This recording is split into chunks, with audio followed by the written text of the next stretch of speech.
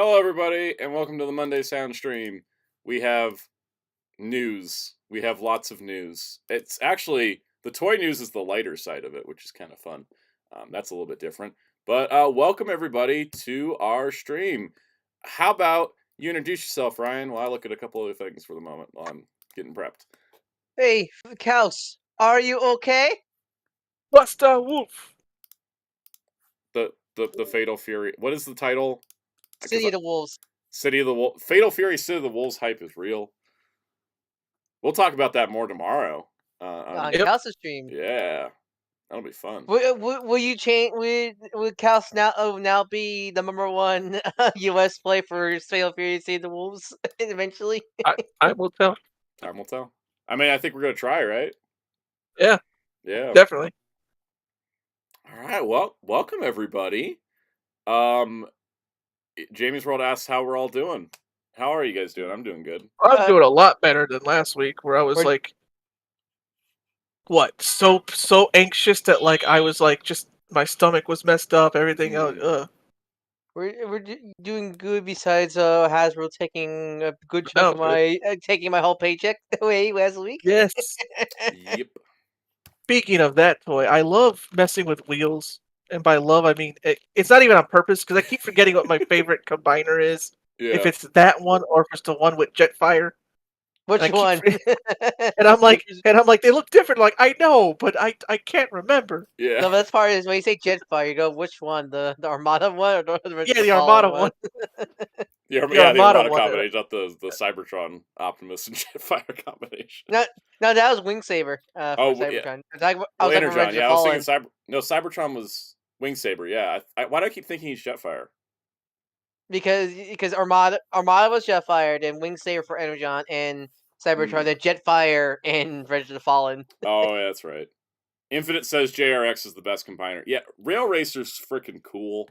I want a new toy of him so badly, but he's also probably gonna be a Haslab. I think he has to be a Haslab. TJ Omega did a great video about like the rough history of Rail Racer and why he probably has to be a Haslab if he's ever happening.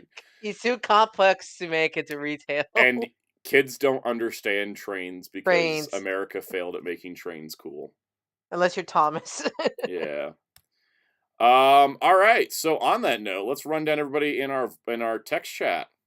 Let's do it.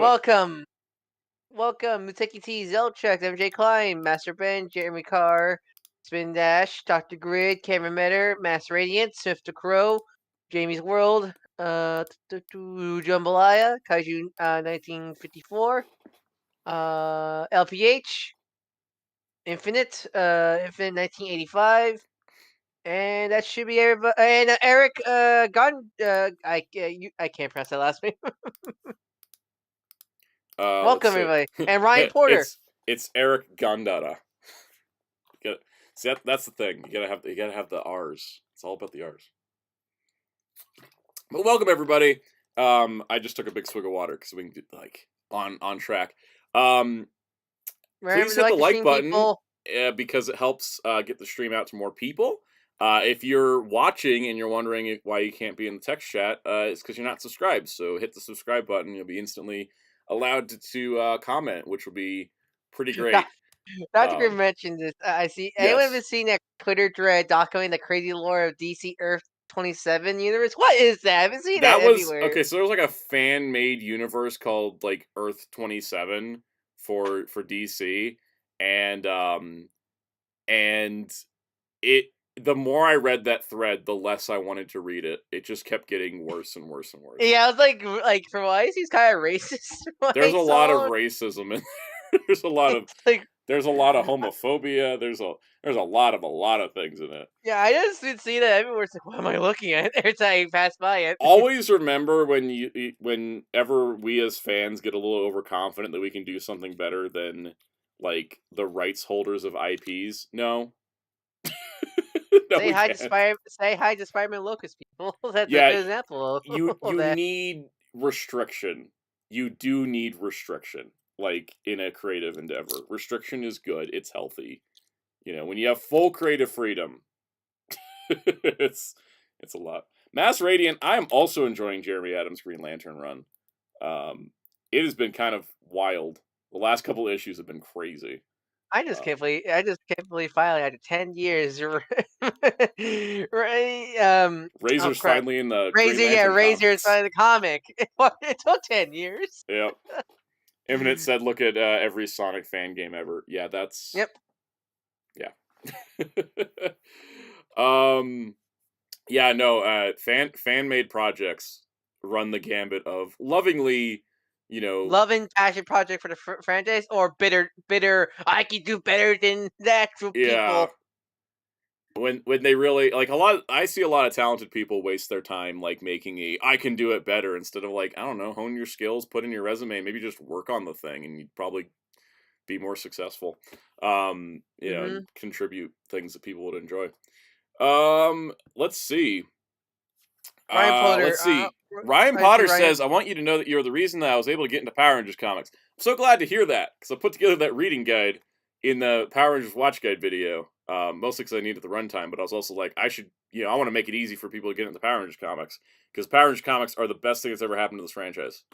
Like, period. Done, deal, signed. I think the Power Rangers comics are the best thing that has happened to Power Rangers in the last 30 Hmm. years. Like, it's the most creatively freeing like format they've been able to tell stories in the Power Rangers universe. Hmm. Let's see. Okay, Jambalay's got a comment here. The thing a lot of people don't consider when making proposals how they'd run franchise that filmmaking and other creative endeavors are collaborative efforts. Very few creatives have complete free reign. Exactly. That's the thing that kind of makes me nervous about James Gunn being like a super heavy creative person in charge of DC. Like, how much, is he going to, being in charge of it, can he let other creative voices play in his sandbox, or is it going to just be like, here's the James Gunn sandbox? That's Or like the trap. or the other case, or the other case around where everybody blames one single person, even though most things are Yep, multi teamwork. The amount of people I see just try to bring down Ian Flynn about the Sonic comic, IW Sonic comics. Damn my nerves. I know, because that like half the things people don't like about certain Sonic stuff is Sega. Um, Yep. the other thing that I'll add to as well with that, hey Tokupunk, um, we're just talking about comics at the moment and creative and franchises. Another thing with this thing is that the tendency of Hollywood when like a movie bombs or fails is to blame the director because they're the top of the food chain, right? But a lot of the times the director can make a solid movie and then the studio above them can make just destroy that movie in the creative process. Yep. But the director, because someone's always got to be blamed, and the studio will never blame themselves, and that's why a lot of directors go down for box office bombs. But as fans and as those appreciating the art and the creative endeavors, we got to remember that like these things are made.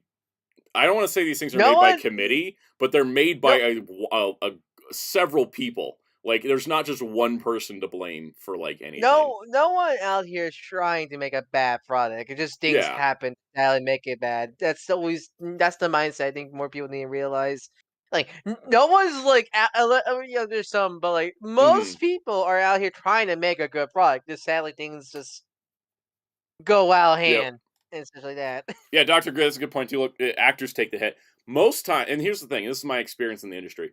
Most times, if there's a movie that turns out bad, it's not the actor's fault. Because if you have a bad script and if you have a bad script and a director giving terrible direction, like you could have a famous actor during a bad performance. My joke always was the directing and the writing on Power Rangers in the Neo Saban era is so bad, Meryl Streep could guest star and she would get a Razzie Award for how terrible she was.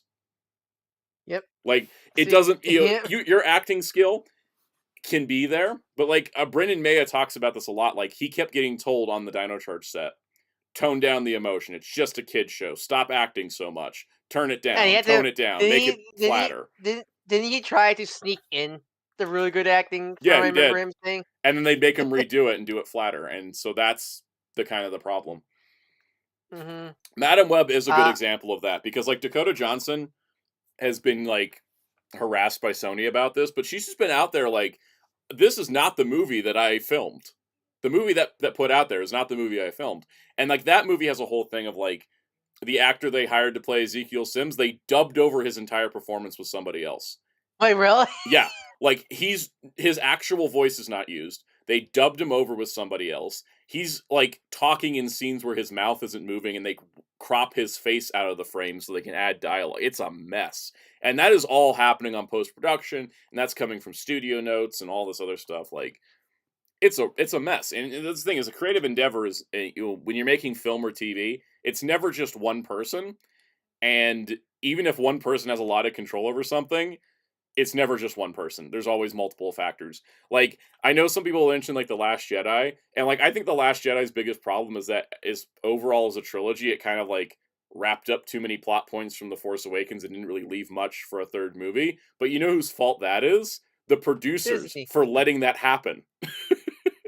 You know, like they let Ryan Johnson go off the leash a little too much, and he just made whatever movie he wanted. They didn't think about the consequences of like, oh yeah, we also need to make sure this like trilogy comes together, because you know the producers at Lucasfilm didn't force anybody to map it out ahead of time. That's on the producers for why that doesn't work in the overall trilogy sense, right? And that's kind of like that's kind of how it ultimately like kind of works out with a lot of things, and especially the bigger the franchise, the more cooks that are in the kitchen, which is why a lot of things happen the way they do. And you know what happens when there's too many cooks? Yeah, Too many cooks, too many cooks. too many cooks. All right, audience who is watching, how is our audio this week? Is anybody coming in too quiet or too loud? I think Kaus came in a little quiet. I'm gonna bump him up, but I have a tendency Oh yeah, to am I? overtalk. So. Let's see. Because of my mic, and it's supposed to be plugged in directly, but this iMac does not have a regular USB port.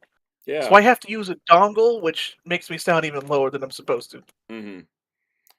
Tokipunk says audio good. Spindesh says seems okay. Andrea says it's okay. Jamie's World says too quiet from my end. Infinity War Torn says audio's good.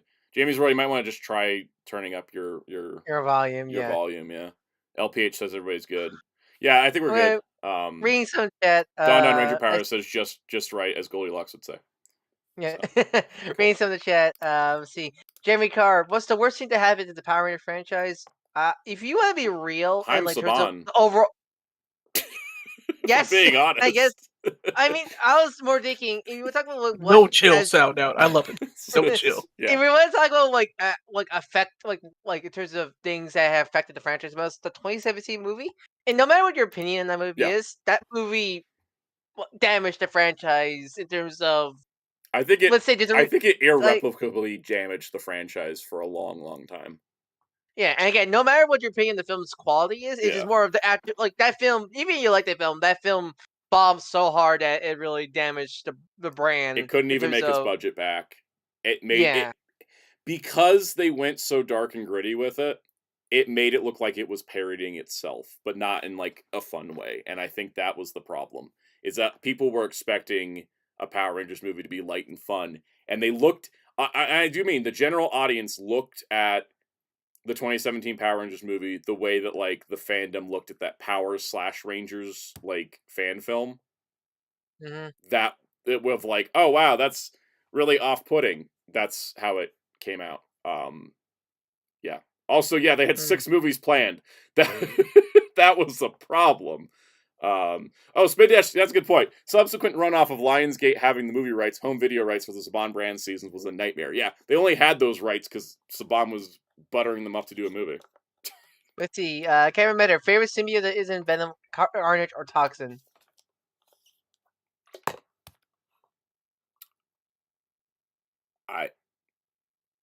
Riot? But it takes. Oh yeah, he's too busy taking 6 months to get to Malaysia. 6 months from Malaysia. I think because the thing is, when you ask me my favorite symbiote, it goes to I liked Flash Thompson as Venom, but then it was like that's not Venom, and I was like, oh, there went my answer. You know what? It's funny about by the web because I think Arnett releasing all the Spider-Man films in theaters. Yes, right now, if you wanted to see any of the Spider-Man movies in theaters, apparently they're all coming back. So I love people going like, so you're like, oh, Man of Us lost how much money? Yep, they're trying to make up for it. They're also doing a prop auction, so if you want to spend thousands of dollars on props in the movies, there's things out there. You too could be like Gaim in Spider-Man 2 with the Spider-Man suit Yep. on the wall.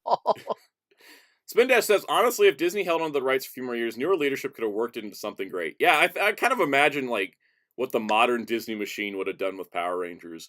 But I also think as soon as they bought Marvel, they were just like, why do we need this? Oh yeah, no, that was. Goodbye, superhero franchise. I mean, was it the whole point of them buying Marvel was to have a boys act like a specific Yeah. boys action, and then they had the Disney princess. Like they basically bought Marvel for that reason alone. Yeah, they wanted to like target boys with Marvel and then girls with Disney Princess. And Power Rangers didn't fill that void, money wise, but Marvel did. So I think it's one of those things where I think with Disney and Power Rangers, it's less. I always people always say they're embarrassed about it. I don't think so. I think it's more because it was a franchise that they not forced to continue, yeah. but more of it was just a franchise they had. They never really viewed it like it's one of those things they had it. They use it occasionally in terms of like Disneyland and stuff like that, but they didn't really care for it in terms of this is our thing. It's more of like, we'll just keep giving you money because it's giving us money kind of scenario. Yeah, because Not it ultimately Disney made money from Power Rangers, but not like life-changing money. So, yeah. I've been seeing people talk about Nickelodeon and Power. How much involvement I never got a clear answer. Nickelodeon gave them a list of directives. They had to have a Halloween and a Christmas episode. They had to have 22 episodes a season. But then like Spin Dash says, no reruns, bad time slot, content restrictions. Yeah, they were the ones that forced the shows made for 4-year-olds rule. I find that weird because It's so I can't really strange. see. Yeah, Like I'm saying, these are from like writers and all that stuff because I always find it weird because I look at any other program Nickelodeon was airing from their own live action stuff to other cartoons or stuff, and they never had that other problem with other shows. I think it's because it was an acquired show and not their original show. But even then, and like there other was also, shows, I want to say Nickelodeon got like scared off about the violence in Power Rangers. Like some old executive heard about that in the 90s and how it's like wasn't allowed to be aired in New Zealand and Australia and was like, let's not get into that controversy, even though it hadn't been a problem for the longest time. Yeah, it just find it weird because every other acquired program show I heard of, they're usually more animated stuff, so I'm not sure. I think if it's animated, you can get away with more. Live action has a lot more restrictions, not just from the studio perspective, but the broadcast rights and practices. Yeah, because they are way harsher on live action. Power Ranger is kind of a unique thing, where it's really the only live action kids action show because most other live action productions for kids are comedies. Yeah. And sitcom. And that's the thing is because it's an action show, it falls under way more broadcast restrictions. And I think Nickelodeon was also afraid of the show going too far and then getting in trouble with parents groups. Yeah, so I think that's why because it's one of the things where like it's one of the things where like when Hasbro bought Power Rangers and like people going like, why does Hasbro want Power Rangers? And I think people don't realize that thing is that market because there's no other market of live action show for kids. Power Rangers is really the only. There have been others, but they ended at this point. So that's the thing about Power Rangers; it kind of filled a void, and I don't think we're gonna see that void fill again because it's too expensive to make. At that point, you're just gonna. If you were gonna make a action kid show, you're just gonna make it animated at that point. At this point, yeah. Psycho's like, why are we talking about a dead brand? You know what? We're gonna move on to something new. I did want to answer this question from Infinite. Said if Toei made Power Rangers Cut Middleman, would it make for a better series? I think it would make for a better series. What do you think? I think Toei does not understand how the international market works, and I don't think it would work. I think it might be a better show, but like I don't think it would like financially succeed because I don't think they understand the market here. I mean, if Toei were to make like a new Power Rangers thing on their own, I see it more like Ultraman Powered and Great, and the upcoming Netflix Rising movie. And how'd that work out for Ultraman Great? Actually, well, okay. I mean, Great did actually decently. It's just Power Rangers killed it in the market, but like Great, it's one of these where like Power was. I think Dino Force Brave is like what Toei would do if they were making their own because like Dino Force Braid was like, I mean that was made for like South Korea, but like that was done with like not nearly as much money as a Sentai show. Yeah. I And think, yeah, when talk about like Ultra and Grain Power, like Power, yeah, that was kind of a flop, but like Great, like Power never despite even aired in America.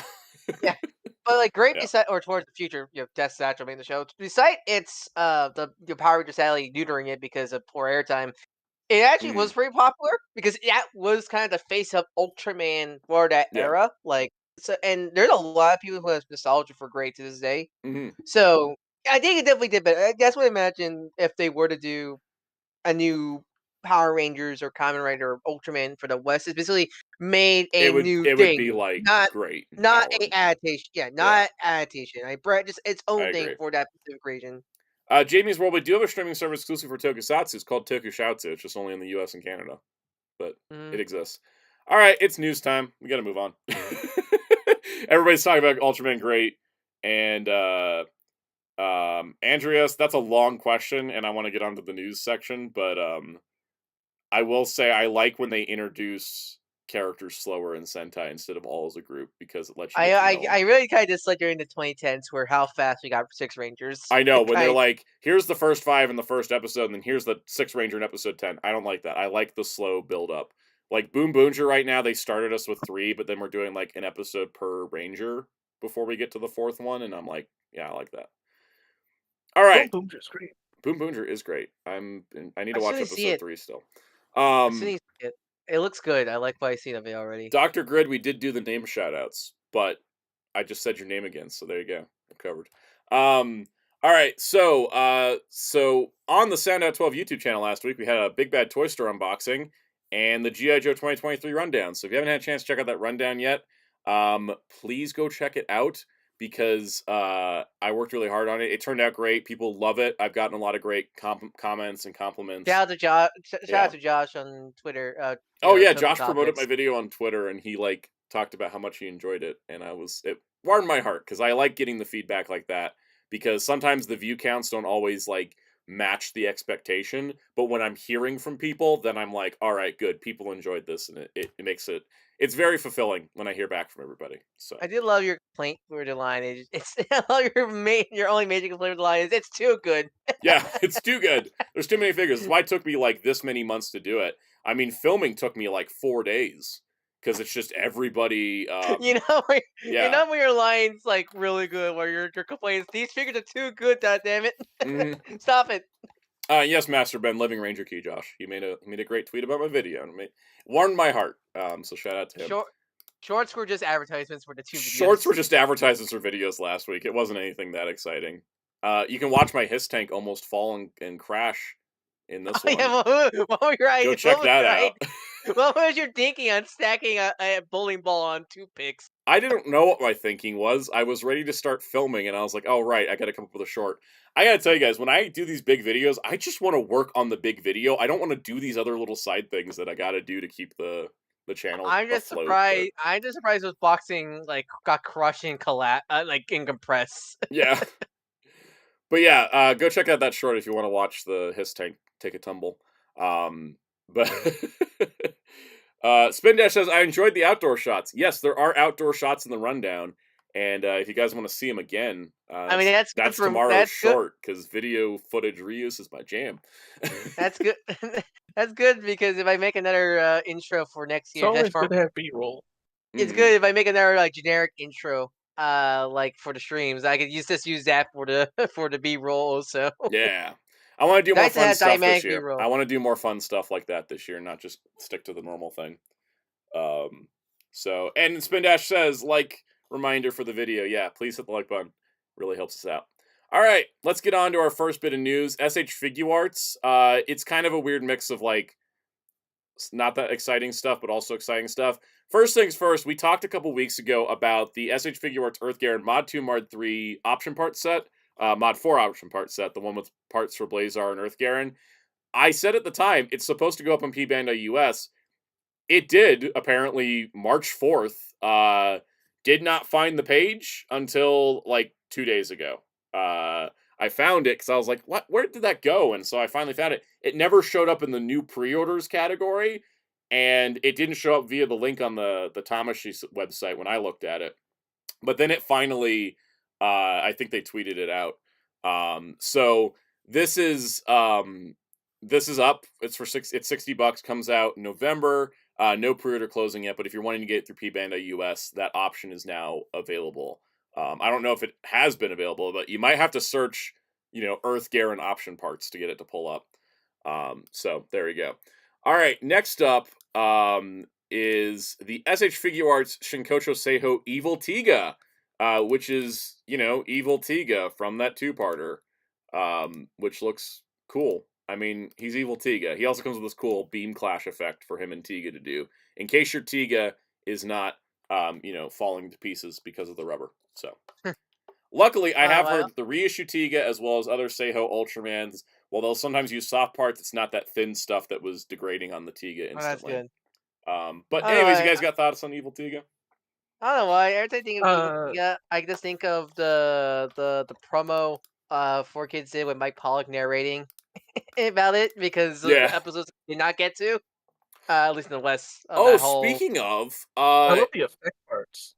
No, the effect parts are great. Yeah, I think that's my favorite part is this clash effect, right? Yeah, exactly. The beam struggle. Yes. I forgot to make this a news topic because I did not see enough people talking about this. The podcast 4Kids Flashback has a YouTube channel, and they just uploaded episode 52 of Ultraman Tiga with the 4Kids stuff. Oh, really? Oh, that's nice.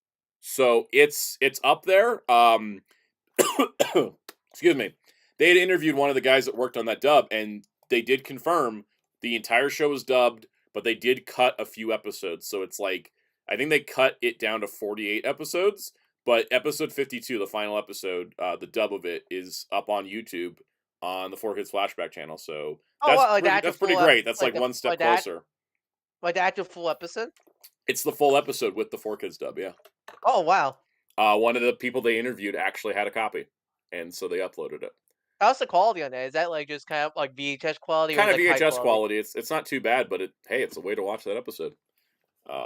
So that's actually really cool. I didn't know. That's only anybody talking. That's actually really cool to know. Yeah, it's pretty neat. MJ Klein posted that via Discord. Yeah, that's where I saw it. So go check out our Discord, and if you can't find the link to it, it should be in the tag description MJ below. Klein. I should pin it. I should go pin it in the Ultra chat after this is done. All right, and then our third P Bandai thing this week is SH Figure Arts G Trunks, or GT Trunks if you're fancy. Yeah, I love that G Trunks. I'm just gonna start calling him G Trunks from now on. I just pinned MG Klein's post about it on the Discord. Thank you. So if you go to the Discord and go to Land of Light, it's pinned there now. So yeah. Smith the Crow, SH Figure Arts shorts win. I might do that instead of just reviewing Figure Arts straight out. A lot of people do that. That's a better idea. I mean, another idea I was thinking you should have done for shorts is do quick reviews on the rundown characters that not make like the rundown rundown late entries or whatever for for figures that you pick up later that was meant to be part of that year's rundown. Kind of like I should do a short on the Tracksuit Mafia. Something like that. The rundown. You come up with a clever name, but it's the rundown refugees or something like that. Mm-hmm. SH Figure Arts. Oh, Smith the Crow said that was a joke on Trunks' name, but okay. See, inspiration comes from the most strange places. I do love. Actually I'm writing this down. Just shorts. SH Figure Arts. I now I get the pun, but now I'm oh, maybe doing SH Figure Arts reviews of shorts is a better method. Because I always have trouble filling time for Figure Arts. So I got something to say. I always love when I do love when people talk about Toriyama, and I love people going this man made a career of making his characters named after vegetables and pants. What were you gonna say, Jerry, about Trunks? Well, $65, and the accessories he comes with are for other figures. Yeah, so he comes with. I wish this was 30 or 40. Right, he doesn't come with a whole lot here. I'd have been tempted with the Super Saiyan hair, maybe. Yeah, because there's already Trunks figures out there. and also like it doesn't. I don't. Unlike like Let me other. run through the accessories for those that haven't seen it. He comes with the crossed arms. He comes with hands. He comes with a yelling expression. He comes with a serious face. He No comes with like sword a gritted teeth face, and he has an optional like leg with a pocket, which is to make. neat. I think that's his like main GT pose. Am I right? That's his main Like GT the art. pose, and then he comes with this thing that's listed as it's listed as tail parts set for use with Son Goku GT. He has exchangeable Here, thigh parts, folded arms, 3 expressions, and then only 6 hands. Like he doesn't come with a whole lot for he doesn't $65 come. bucks. He doesn't. Yeah, he doesn't even come with the sword. I know he only used the sword for like a few episodes of GT, but Yeah, it's kind of ridiculous. no sword, no Super Saiyan head. I think we all agree he's a little overpriced for that. And it's not like when other characters become Super Saiyan, their clothes get brighter, Yeah, and hence why sometimes they do need to be separate figures. No, Trunks I think stay the same shade when yeah. he's Super Most Saiyan. most characters when they go Super Saiyan stay the same shade unless they're wearing orange. Actually, no, I think I realized what I might want to do. I just realized is they gotta release a jacketless Super Saiyan Trunks because Yeah, it would be like that's Baby Saga Trunks. That's a good yeah, point. Psychos, yes, thank you. It's Goku's tail. The GT Goku didn't have the tail. Yeah, he didn't have it because that was early GT Goku before he got the tail back with Super basically Saiyan like 4. yeah, Yeah. basically based off Black Star arc. Yeah. And actually I think if I'm not mistaken, we're gonna find out in real time. Yeah, if you don't have GT Goku, he's available in stock on P Band US. I know he was kind of hard to get from some places, but if you wanted him, he's now available on P Band US, which is a lot easier to get. But yeah, he You could totally be doesn't come with a tail. So yeah, you can get the Menace in Fighters unless they yep. unless they balance him out. Did they The ever recent, balance but him out? Do you know, Cows? Because I haven't played that game in forever. I remember he was just a menace for a I just while in the remember he was meta. the odd job of fighters. Chaos um, is muted right now currently. okay. So then we have some new SH figure arts. This time we've got more retail release related stuff. I say related because well, you'll see what I mean in a moment. All right. SH Figure Arts, Shinkocho Seihou, Kamen Rider Gaim, Orange Arms, retailing for 9,900 yen. Pre-orders open March 14th, and he is releasing an August retail release figure. Oh Psycho's GT man, Pan doesn't have a figure art yet, but she's had other toys before. But they're probably making her oh, because they've shown her on a display. oh Um, man, if I haven't saw a figure art get so much like hype in a while there into was so much this. hype for this for sure. What do you think of it though? What do you think as a non-figure arts collector? It looks great. Because it actually does the armor. Honestly, it's a better version of the Geeks figure because it actually properly do the armor change Yep. gimmick He can, properly. yeah. He can wear the spoilers for the next segment, which is Baron. He can wear the banana arms, which he did in the show. And from what I Um, understand, it's not like Geats where it has to be part yeah. specific made for each. No, it's modular. From what I understand, From how what they I think it's work. because of the design. Because like with Geets, you had like the mouth plate The switching, eye, it's the and mouth. It's everybody's the whole head mouth shape and the was eyes. different. Yeah, Yeah, with Gaim, everybody's head shapes are the same. I imagine that like works like face plates, I like the think it's one of Dragon Ball those. figure arts do. Gaim, I think Gaiman was helped by. I think they knew the gimmick toy line. Like they Hmm. knew how the gimmick was gonna work, so they kind of made everything modular versus Yeah. Geats, where yeah, like it's sort of modular, but at the same time it wasn't. Hmm. So I think that's the bonuses of Gaim. These Gaim figures, but yeah, they look fantastic. And then for I some remember reason, Baron's 11,000 yen. I don't know why he's that much more expensive. sort of Um, had. I guess shoulder pads. I guess spear. He looks also. I think he looks fantastic as well.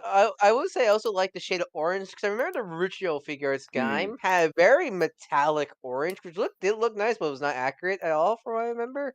And then, as you can see here, he can become Orange Arms Baron, which wasn't a thing in the show. So they have made them fully compatible, which is pretty Hmm. great. They have a lot of detail, like the underbody suits have a ton of detail too. The shoulder pads do move out of the way. So And it's here's the so big let me question. go check the accessory. Yeah, his accessories are like the same thing. It's four left, 5 right, the spear, the normal lock seed, head parts for arms change, and the compound eye plate for arms change. Yeah, so it's not like he So comes with the orange arm. No, yeah. specifically, it's just banana arms, so it's not like the Hmm. Geats figures or such. I'm I'm actually curious curious to see how these things will break apart. to do the arms change. What I'm very hoping curious. is, I'm hoping if they ever, depends how Mhm. many of the Gaim writers, 'cause there's a lot. But like if they do, Marika, was that the Yeah. female writer, right? I'm curious if I'm hoping it's not like a Nago thing where they had to just make a whole separate armor I to think. Well, the fit thing her is, proportions. Mari can never arms change, so they could just make her a separate figure and it'd be fine. Yes, yeah. Like Nago used the other armors, and it's a shame that she only has the one armor. Hmm. Yeah. Yeah, and Psycho has pointed out this is the second secondary writer to be retail after Counter to Axel. There's Axel and Baron, the only two to be retail. All the other secondary writers have been P Bandai. So I think that's like I remember when these leaked, everyone was like, "Oh, Baron's P Bandai," but then he ended up being retail, which is nice. And then to round us out, these are part of the 100 countdown for the Figure Arts. Stop showing me Garo Bandai. You keep showing him. I know. I know They you're have not no gonna intention of releasing Garo stuff apparently. It makes me angry. Yeah. So it's like stop showing him. So I know you're not gonna release him. So basically, let me get this at full size because the image just breaks when you try to zoom in. So 95, of course, the Hyper Kabuto reissue. 96, 97 is Gaim Baron. 98 will be a pineapple or pine and Ichigo arms set, and those will be the P Bandai exclusives because that's gonna and it's apparently it's just gonna be the two armors. It's not gonna be a body, which makes sense. It's how you Didn't should you do ever? these things. Did, And then did we'll you guys find ever out what do? 99 is on the 29th. You think? Did they ever do Suika arms, the giant watermelon mech? They For always figure? showed prototypes of it, but never actually made it in the old Figure Arts line. Not surprised. So I don't think that's going to happen. We'll see what happens. It's going to be interesting for sure. There's definitely... I think they're going to do like every main Gaim thing, though. There's no way they're not going to do Kachidoki and Kiwami. I don't think they're going to do Kachidoki Kiwami as number 100, but I think they're definitely coming. I don't think they're gonna do everybody in Seihou, but it's like I imagine, Ryuga and then Zenketsu, and probably, maybe Bravo because Bravo's popular. Yeah. All right. So, you guys ready for the Hasbro news? Let's go. Let's do this. All right. All right. Here we go. We're gonna talk about Hasbro toy news, but I always have to preface it with like the stupid things that the CEO of Hasbro says. This is how we do the show. Okay, so the Hasbro CEO is optimistic about AI in D&D and Magic the Gathering's future. We have quotes. This was published 6 days ago on Wargamer. Far as I know, this is all legit website and this is legit stuff. If for some reason this is like a made up article, please tell me. But he was interviewed by VentureBeat. The sources are all track. Okay. I don't like to put things up if they're not true. So if for some reason like this turned out to be a giant hoax, please let me know. All right, so an interview with Hasbro CEO Chris Cox. As a reminder, that is how his name is spelled. Making that last name more and more true. Yep. He says a few things. So Hasbro has conducted experiments, a virtual Ouija board, and a free online trial version of Trivial Pursuit with AI-generated questions. They claim that boosted the original trivia board game sales by 30%. Probably because people played that online Trivial Pursuit and were like, these questions make no sense, and then went and just bought the actual game. So, I mean, in one way, they sold more games, but like, whatever. Hey, people, remember when they fired half the people from to Magic the Wizards of the Coast? 60% of the people from Wizards of the Coast. Yes. And that's probably a lot of artists, probably. They were almost all artists. All right, here we go. The tabletop community is skeptical of artificial intelligence, as they should be. Hasbro subsidiary Wizards of the Coast already apologized twice for using AI art in a Dungeons & Dragons book and in a Magic the Gathering ad. Yay. Several smaller tabletop RPG publishers have banned AI content from their products. Good for them. Great stuff. Love to see that. The RPG community has prohibited its use on Dungeon Masters Guild, the largest online D&D marketplace. Also good. And And many fans are becoming hyper-vigilant in their search for AI, which is also good. We gotta keep on top of this stuff. Um, so here's the thing. The head Magic the Gathering designer, Mark Rosewaters, previously said he believed the technology would one day be used as a design tool in a trading card game. There is ways to use AI in this stuff, but the way that they're using it keeps going with like, let's just replace artists with AI, and that's the problem. And he keeps saying, like, apparently Chris Cox kept saying respect a lot, which I don't think he has any respect, and I don't have any respect for him. The company's experiments AI seem to be in very early stages, but Cox says we will see more ideas for how to incorporate AI into its digital and physical games in the future.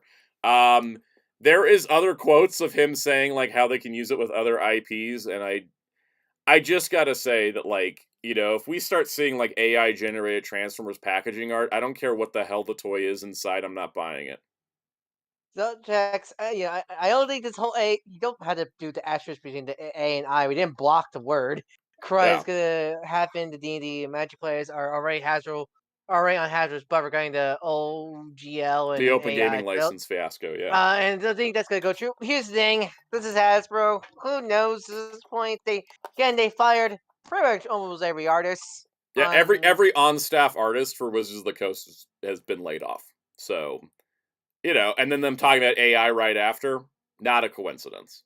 It's But there was a company in China that fired all of its artists and replaced them with an AI art company, and they ended up costing them more to pay for the AI art company because the AI art company started charging more, and then they went and had to go rehire all their regular artists again because they were spending too much money on the so AI stuff.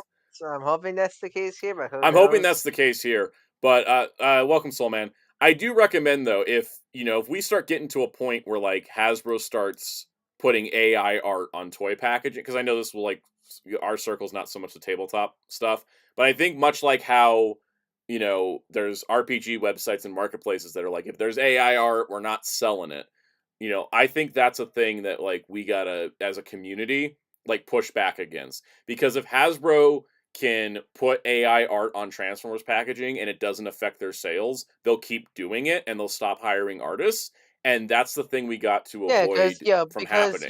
you're buying for Yeah. the toy. That's the problem. Yep. Is you're buying for the toy, so And that's the thing. So that- for me personally, if they put AI art on the toy packaging, I'm not going to buy the toys. It doesn't matter what the toys are. I'm not going to buy them. If anything, I'd buy them loose from like a comic shop or something. yes, But same. I'll buy I'm them at a not going to give discount. Hasbro money directly if they're going to be doing that stuff. So, Yeah, and that's the yeah. thing. And here's the thing. With AI, sadly, right now is it's getting to the point where you really have to look carefully, It's like the getting a little fine. too good. It's getting a little You too had to good. use you Yeah. had to use like a magnifying glass and like check Mhm. every speck of detail to see, because there's some I sadly got tricked by some artists that use AI, because this doesn't look like AI at all, because AI always have this kind of style, Yep. but no, sadly the AI is so trained now that it could look like a unique art style, and that Mm. scares me a lot. I agree with Spendash here. I'm convinced. He says I convinced CEOs don't understand AI art mashes together other artworks together. Yeah, exactly. You can't copyright AI art, generative AI art, because it's generating it from other existing elements, Hmm. and so that's where I'm kind of like worried about. The thing is with AI, and this is a stand. I know Kaus agrees with this as well. AI can be a great tool. It really can. But the problem we're seeing is that companies are leaping into, oh, we don't have to pay people. We can just use the AI program instead. And that's where the problem we have.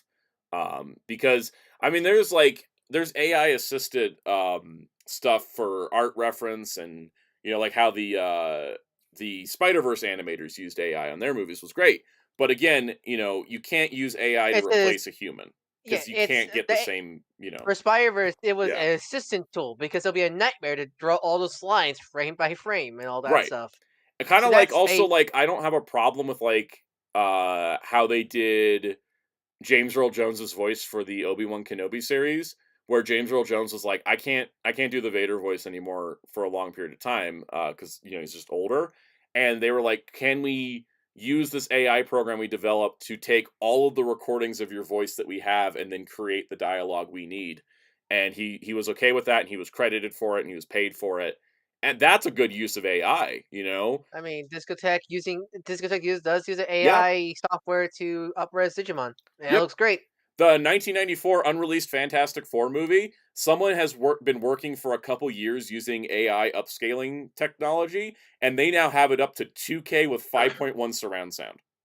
hmm But here's the thing: Yeah. with those examples, AI is used an assistant. Like it's not Yeah, it's just an assistant AI. to a human. It's not replacing a human. It's not just it's not like you go AI fix the thing, boop, and it Yep. does the thing. No, because here's the thing: when such an AI scales, it's not going to be perfect all the time. That you need to Mhm. work with the AI. Like sometimes it will come up like a blurry mess, so you have to go in and adjust it yourself to Yep. make sure it looks good and all that stuff. Kaiju And 1954 says another thing AI is that there's a fundamental flaw that it can't differentiate between AI and human art. It's designed to eat itself.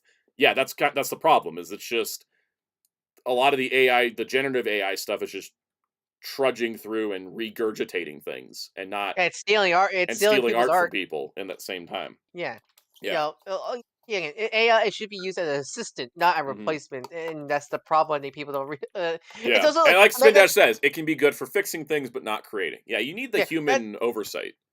and that's the thing. That's not is Mm. the thing with AI is I think some people it is a bad thing, but I think some people are overblown. Well, if someone say Yeah. here's the word AI, they go like it's in block, hate, blah blah blah, and stuff like. Look, and I get it, but again, AI the AI is not all evil because it's just how you use it. You use it for Just like any creative thing, just like any country, any group of people, any people out there, like there is going to be good and bad uses of it. And Mhm. unfortunately, it does seem like these corporations that are all run by former tech industry people are just trying to use it to save a buck, and that's where Mhm. we're at, and that's what sucks. Muteki says AI couldn't fix Secret Invasion. Everyone hated that opening title sequence they created with generative AI. Yep. Exactly to the point. You can't replace human artists with AI, but AI can help human artists, right? It's Mhm. a fine line, but that's where we're at. So, on that Also, note, let's talk about what Hasbro announced mhm, this week. mhm. I think we're ready to move on. Star Wars is doing its newest let's do a merch drop thing, except I think this one's slightly uncomfortable, to be honest. It's called Imperial March. That's a I can cute make certain pun, but like, are I we can do celebrating certain the Empire all throughout March? Because I don't really want to do that. there's certain jokes I could make, but I'm not sure we can say it. I But think we're about just gonna certain avoid all the jokes because like I have so many, but I'm gonna get in trouble. let's say there's a certain actor related to the brand, one of Yeah. Hasbro's brands that we can talk about. We're gonna just avoid like all the. I have so many things. If I didn't have, if it wasn't on YouTube, yeah. So if you love the Empire, that's what this month's about. All right. So on March 13th, they revealed the Captain Enoch and Thrawn's Night Troopers set for the Vintage Collection, which, from what I understand, is going to be available at like most retailers online. It's going to be fan channel, but this is like the troopers from the Ahsoka series plus their gold-faced leader, Captain Enoch. $55 for 4 Vintage Collection figures is something I would never pay because I don't collect Vintage Collection. But if you're a Vintage Collection person, I mean, it's one of those frustrating things because it's the better line. it's the better line. There's also a new Darth Vader and a new Stormtrooper. I think this new Darth Vader looks great. This one looks really good. Um, oh yeah, I did forget about the OCSM news because I didn't care. There's more metal sets. Woo. Um, anyways, this Darth Vader's pretty great. This Stormtrooper looks pretty good. This Black Series set's an insult. Um, I just realized I'm still logged in on Amazon. Hold on. um, I gotta tell you, you're doing Imperial March, you're celebrating the Empire, and the best that they could come up with for Black Series was Cal Kestis's head on the Grand Inquisitor body, the second sister figure with a cloth cape instead of a plastic one, but still no unmasked Trilla head, and a trooper we've already seen with a weapon we've already seen. Wouldn't it make sense to do something Force Unleashed because that's the whole Imperial. You're part of the Imperial in that Yeah, game. Force Unleashed would have been great. And I gotta remind you guys, if you haven't played Fallen Order, Cal Kestis was in that for like a it wasn't even a sequence. It was like A bit. it was a bit. It was like a, whoa, here's what could happen to you kind of thing. I mean, at least they're charging like $5 less than individual figure price, but like, also welcome, Con Digifer. It's just this set, just like this is what is going. I gotta tell you, if Star Wars like Acolyte, Star Wars the Acolyte has a trailer coming out tomorrow, and if Black Series doesn't have just like a whack of figures for that, and Vintage Collection have a whack of figures for that, why are you even making the line anymore? So you know the answer. It's gonna be won't be out to next year probably. I mean, with how much they delayed the show, maybe it'll be like Ahsoka, and they'll actually come out while the show's in existence. We'll Um, see, I guess. yeah, we'll see. We'll see. I mean, I've seen the leaked Acolyte trailer a few times, and I'm looking at it like there is so much toy potential here than any of the other shows, and if they don't capitalize on it, I'll be so mad. Um, anyways, there's also this Micro Galaxy Squadron in one Starfighter, which looks really nice. They retooled Those it off Mike, the Mando I mean, one. they're from Jazzwares, but they're like some of the best Star Wars. It's I funny, the best Star know. Wars. They're the best Star Wars toys from not from a company not from Hasbro. Yeah, I have one Micro Galaxy Squadron thing, and I actually really like it. Muteki, you'll find out what Star Wars Acolyte is tomorrow when the trailer comes out. They're also putting out a Star Wars Villainous expansion with Darth Maul, and I don't have Star Wars Villainous, but now I'm tempted because it's got Darth Maul. Anyone enjoying your Battlefront collections?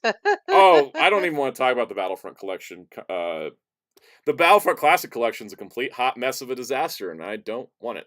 Also, I find it funny that they put out this Oxford pendant that says the Death Star, but then there's literally just a flag for the Empire logo, and I think if I walked into somebody's house and saw this hanging up, I would leave.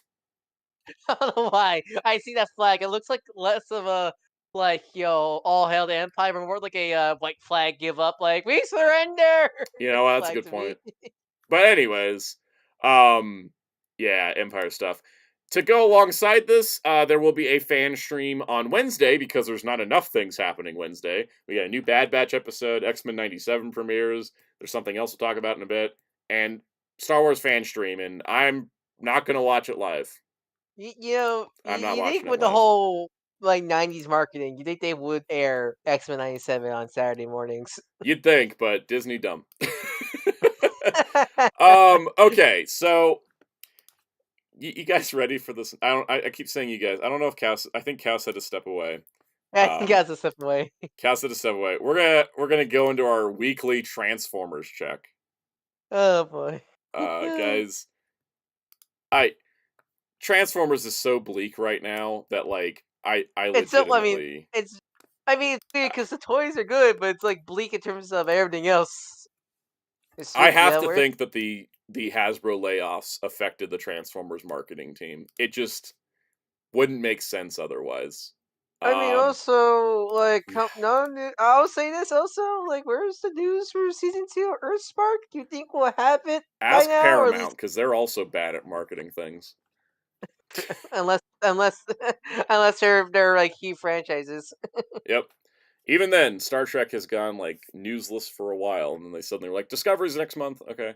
It's Um. weird. You think they'll have like for how well the Knuckles trailer did? You think we'll get much more like Yeah. clips or such for that? Anything. A press tour, but they're like, "Nah, no press tour."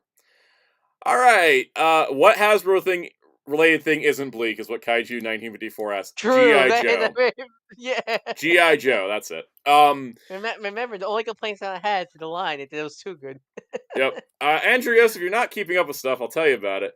Right Everything now, has been leaking to the point where Hasbro can't even reveal stuff without it leaking. Let's for talk about example, this. Let's talk about Target. this week's lease. But what you got? What were you gonna say? Target. Target. Target Optimus Prime, an Autobot Bullseye, which is They ostensibly a they turn a repaint cat. pack. They turn a cat to a dog. This was weird. Yeah, they turn. Let's get the black backed image so you can actually see it. They turned Ravage into the Target dog, and it turns into the Target gift card. Yeah, which I find funny. And then it's G2 Laser Prime with the G1 Prime trailer. I would say I actually My do like favorite the. photo is this one where they're using the blaster thing as like a scanner, like a hand scanner. I would say I actually like the color scheme for this a lot. I'm not gonna pick it up, but like I like the color scheme because it reminds me a lot of the Galaxy Force repaint for Cybertron Optimus, because I have that. That's like one of my surviving childhood figures, and I like this. Oh, the red and black color scheme really works with Optimus a lot. Yep. Yes, Jamie's World. This is a U.S. exclusive. It's just at Target. This is not going anywhere else because it's got Target's branding. Because Target's dead in Canada. Everywhere else. Yeah. So the thing was, the night before the next fan stream, it leaked through some Target images from a store. The next morning, it went up for pre-order. That's the truck mode, by the way. I mean, hey, at least it's from the actual official source of it. It was from Target. So then the Walmart pre-orders went up for the Star Raiders, and Filch sold out immediately. All of them sold out on Pulse. And then there was a Transformers 40th Anniversary Week 2 stream. All right, moving on. No, let's backtrack for a moment. There was nothing. This stream was nothing. Well, I will say, at least if you want a personal up close look at the Star Raiders, like all that stuff. Like if you're like they gave us detailed looks at the Star Raiders. That was it. I don't want to say just because they don't review the new product it's useless, because people do want to see like up close look at the figure. So I don't want to say it's pure pointless. But what did I say last week? I said they didn't reveal the Star Raiders, and they're going to talk about them on the stream like you can buy them, and you couldn't. They were like, go order them on Hasbro Pulse, and they already had sold out, but before the stream even started at Pulse, and some of them were still available at Walmart, but Filch was gone from everywhere. So like they're talking about her, and it's like, we should have done this last week, so you guys would be, so like we'd all be ready for the pre-orders. Can I also say Hasbro was a really bad move to make the pre-orders the same day Omega Prime funded? So I'm just gonna say that right now because we're in a complete mess. I feel for Evan here. Evan just came back from a flight from Japan and had to come into work to do this stream. And there's a moment where he's being blocked by the sword, and he's just like, "That's okay. I don't want to be here." And I was with him on that. The ending of the stream was really sad. Let's talk about that. B-Mac, who's our marketing guy, none of this fiasco is any of their fault. This is all upper management. All of them, all upper management stuff. They're doing a stream next week, and they've been doing a stream every week. And next week, and B-Mac said, next week, it'll be all about Transformers Legacy United Wave 2. It's all leaked already, so we'll finally get to show you guys. The pre-orders will go up, and they're coming out in April because they're already on their way. Like, he was so defeated, he had no energy in his voice left. Yeah, you can just feel they're just tired.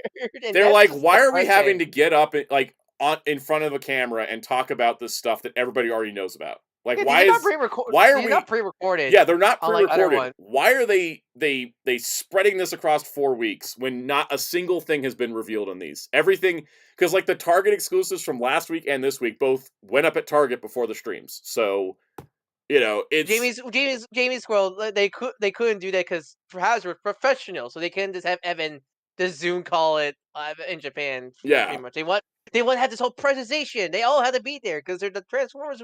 But they're so tired. They're so tired because they're like, we just want to talk about the toys that we made. And but the fact that like B-Mac said they're going to be put up for pre-order, but they're coming out, they're set for April. Like, yes, Spin Dash Evans said he didn't want to be there. He said it jokingly, but I think he was legit. He just came back from a flight from Japan. He had no sleep. That whole was time, like jet lag and time lag. And everything. Yeah. And this is also happening at like 11 a.m. Eastern, so it's not like, in the ye old mornings. Yeah. But the thing is that, and I've been saying for weeks, as we've been talking about Transformers Leak Watch, I've been saying, don't expect Wave 2 to be up for pre-order for long. If not, they're just in stock. And B-Mac just confirmed they're set for April, and they're not going to get revealed till March 21st. That they're gonna be out by the next 2 weeks. If they're not out, like I fully expect on Thursday that there's gonna be a couple retailers that just have them. I feel like at that point, MJ Klein says I feel like Hasbro wants leaks instead of actual reveals. Hasbro's a company caused this problem because while factory leaks are an issue and they don't really have control over that as much, the fact that you can find them in Canada and Chile and Singapore is their fault. Because they are official releases, not leaked releases, official releases. You can walk into stores and buy them, And the fact that Hasbro, as a company who have been working on these toys for 18 months, can't figure out when's the time to reveal them to give people time to plan for them, that's all on Hasbro. Not on these guys, on Hasbro. And they are the reason why everything leaked, because they waited so long to announce stuff. Now, speaking of that, literally, like, I would say, yeah, it was like an hour after the stream was over, In Demand Toys was like, here's some promo images of Starscream, Cheetor, and Silverbolt. Jamie's World. Jamie's World. Again, Evan couldn't just film it at a hotel. No, he was required to be there by Hasbro. Yeah, he required, and also Hasbro can't fire the leakers because, again, for this scenario, things aren't leaks; they're just out in the stores. Exactly. This was our first look at a promo image for Cheetor, and he looks better. Also, like, they can't really DMCA people got them early because that's illegal, because they found it officially. You can't, Lucasfilm tried that. There was a Ray figure someone found at a Toys R Us that was put out early, and they DMCA'd it. They got in trouble. They filed a lawsuit. Because again, they officially paid for the product. It was there in the store officially. All that stuff. Just like Spin Dash says, if they're leaving the factory and going to stores, you need to announce it. I'm not surprised they're out in Singapore.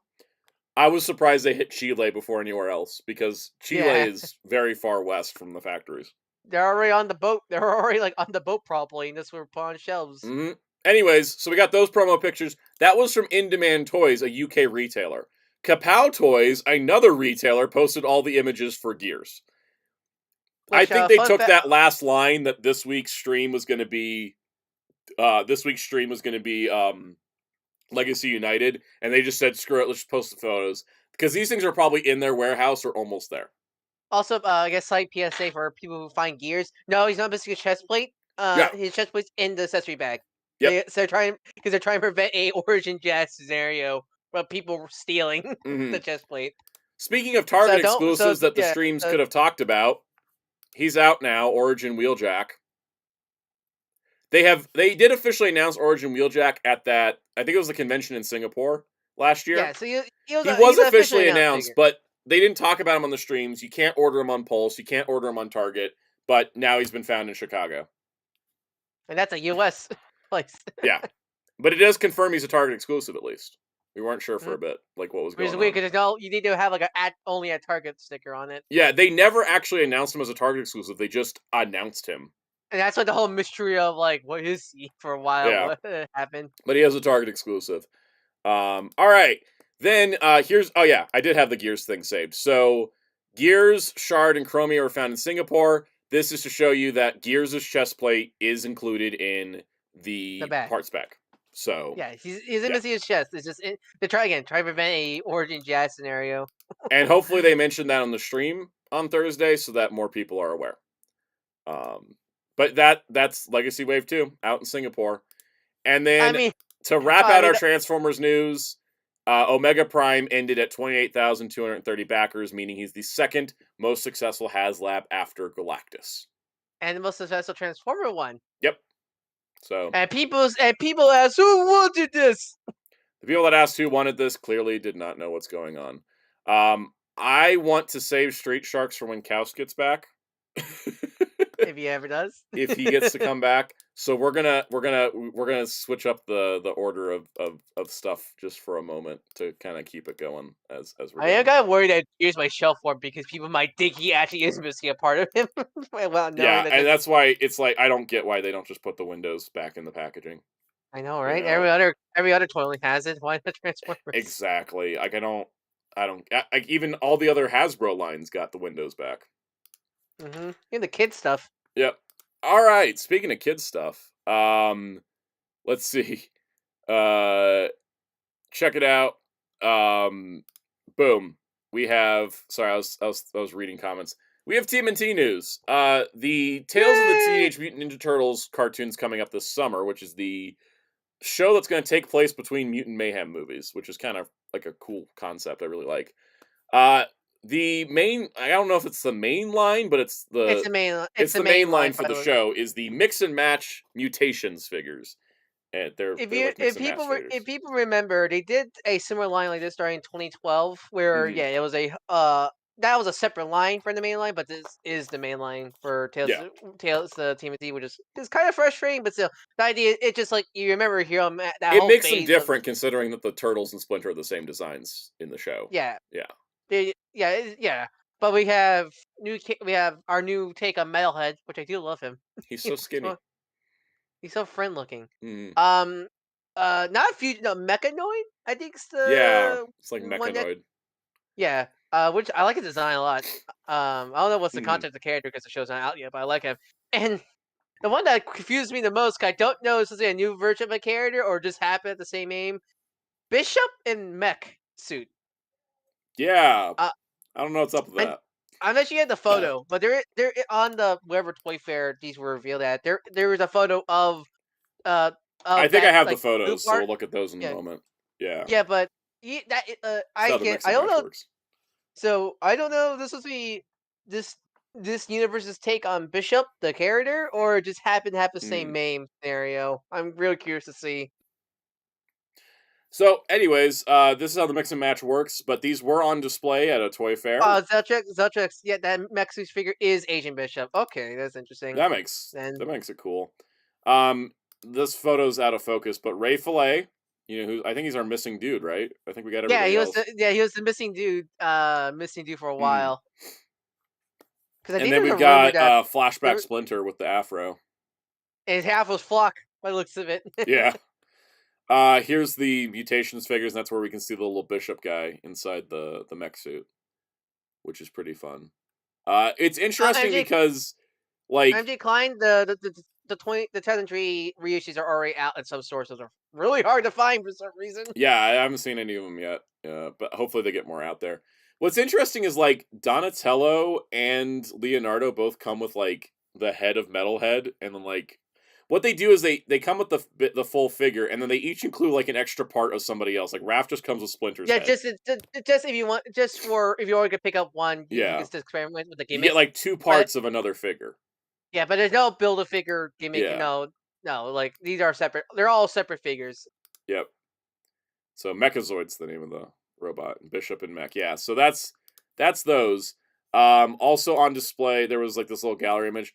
There is a mutant top pack of Bebop and Rocksteady that looks really cute. Look at them. They're so cute. Also, Spinash reported Sandland, the Sandland game just got a demo release. They got a demo release? All right, I'll add that to the news.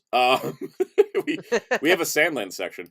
There also was this catalog image that coming at Walmart in July will be more articulated versions of the vintage TMNT figures, which seemed like it was going to be TMNT Origins. Unfortunately, they have the swivel ankles that the Mutant Mayhem figures have. Yeah, it's more like the Mutant Mayhem possibility. Like, basic, like pretty much modern, like the current modern Playmates articulation, pretty much. Also, I can spot those TMNT, those classic TMNT weapons. Those molds will never die. I know those. Yeah, those are definitely the classics molds.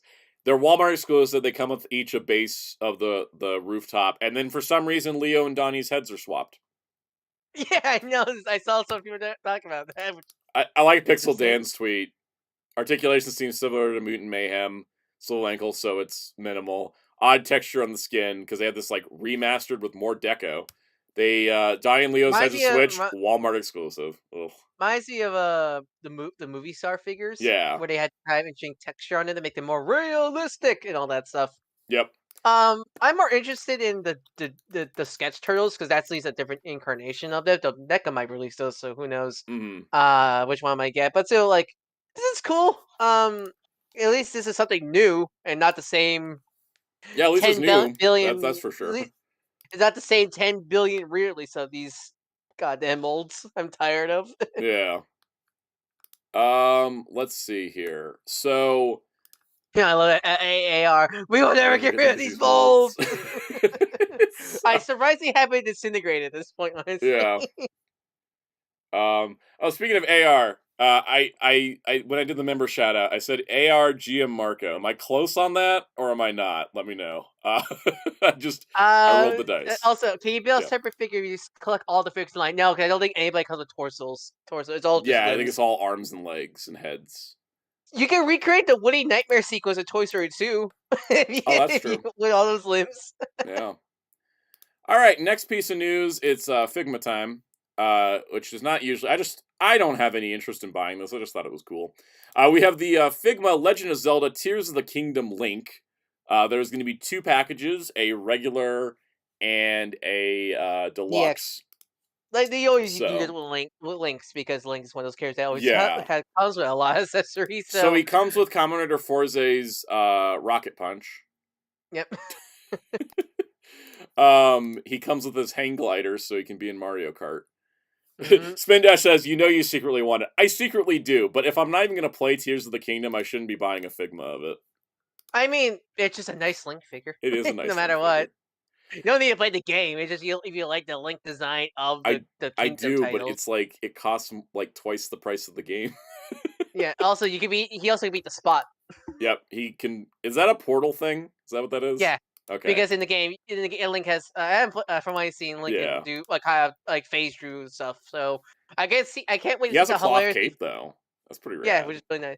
I can't wait to see the if that thing is like compatible with other Figmas. I can't wait to see the hilarious toy photos with that thing. Yep. I like the way that the bow attaches to the Master Sword with the arrows. I like when you can put a bunch of stuff on a backpack. That's why Yeah. I keep buying G.I. Joe. It reminds. And he also does comes with a remind rock me- hammer just because he's like, I'm just gonna go primal Yep. with this. My goodness. Chaos, you're back. Chaos, I Yeah, saved the Street fight- Sharks for you. Oh wow. I was I like, see we're not you talking guys about Street came Sharks back till you for get Link. back. It does remind me when Jack Pacific did their very Never lived in first.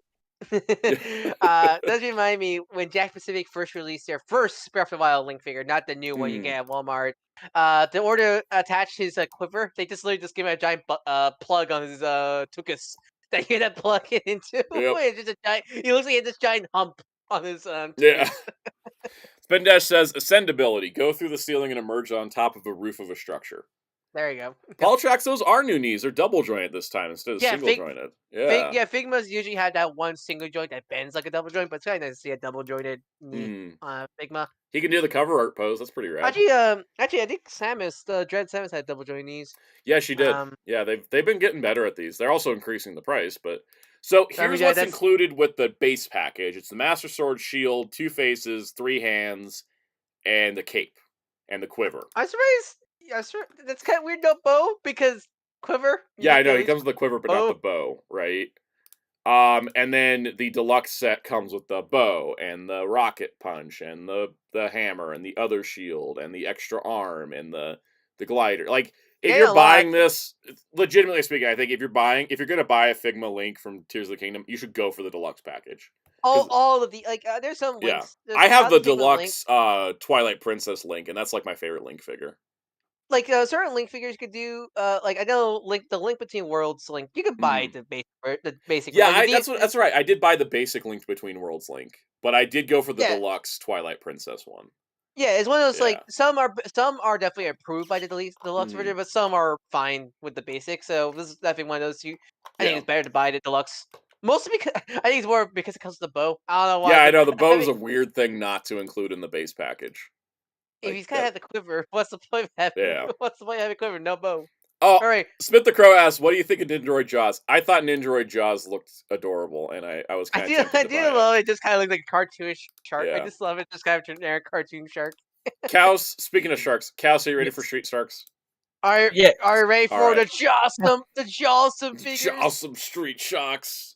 Anybody got their hand shark available? Can we call Vin Diesel? All right, Street Sharks. For the 30th anniversary, Mattel put out this little video showing off these new Street Sharks figures. They're Mattel saw like TMNT's back in the public eye. Kind of rarely the Street Sharks, and they're also like 30th anniversary. Oh, wow. Let's go. So look at them. Yeah, I love these figures.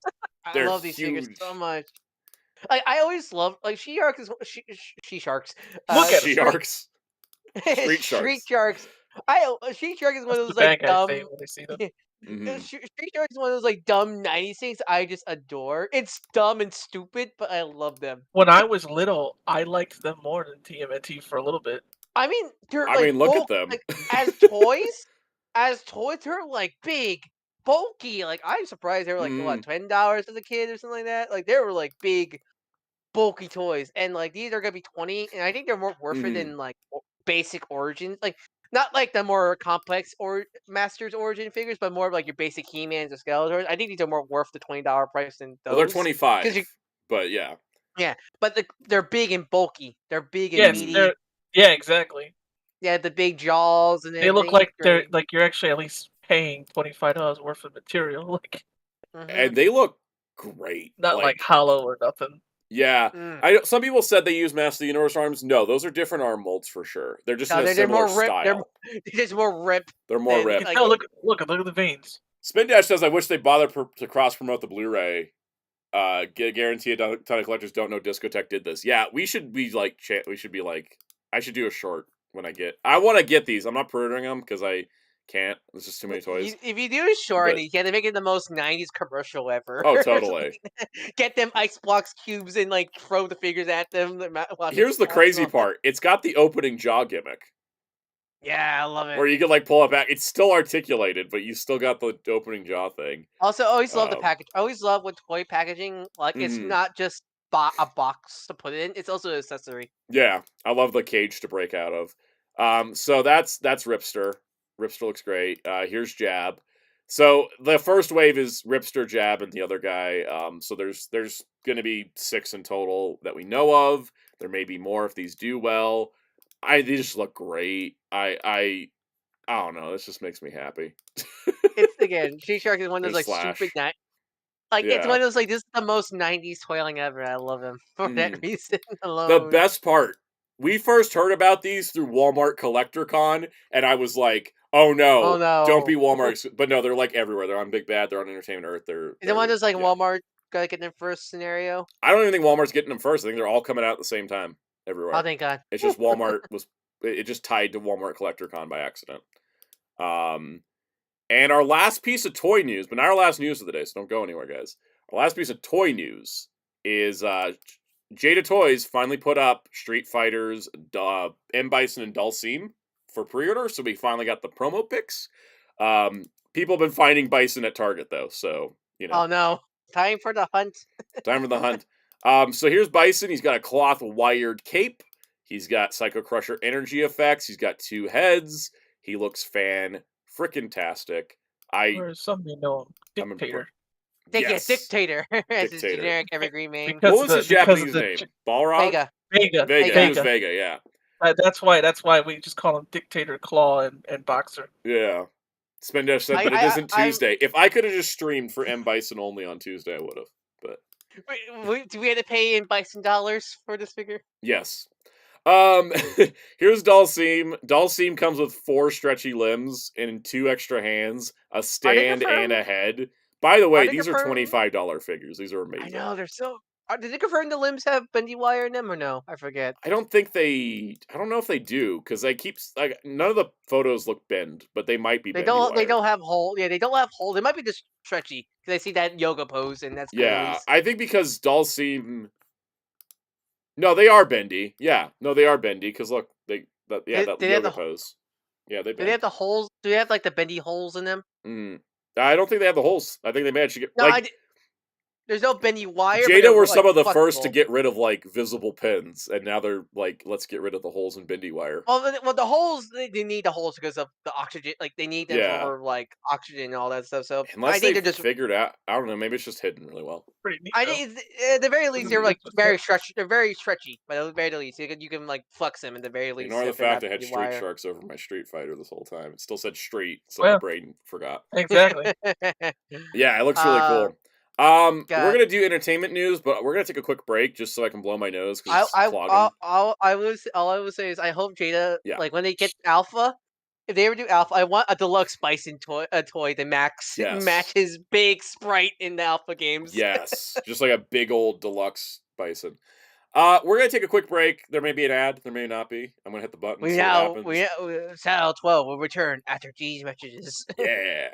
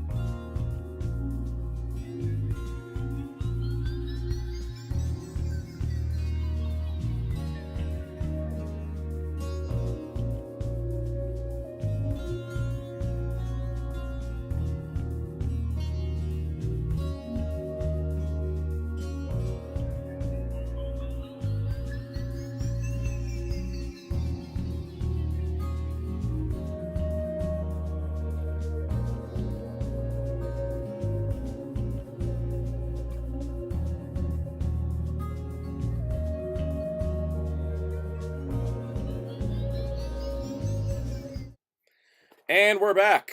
We're back. We're going to do entertainment news now, because I feel like the entertainment news this week was the more interesting side of the news compared to the toy news. And I got a lot to talk about.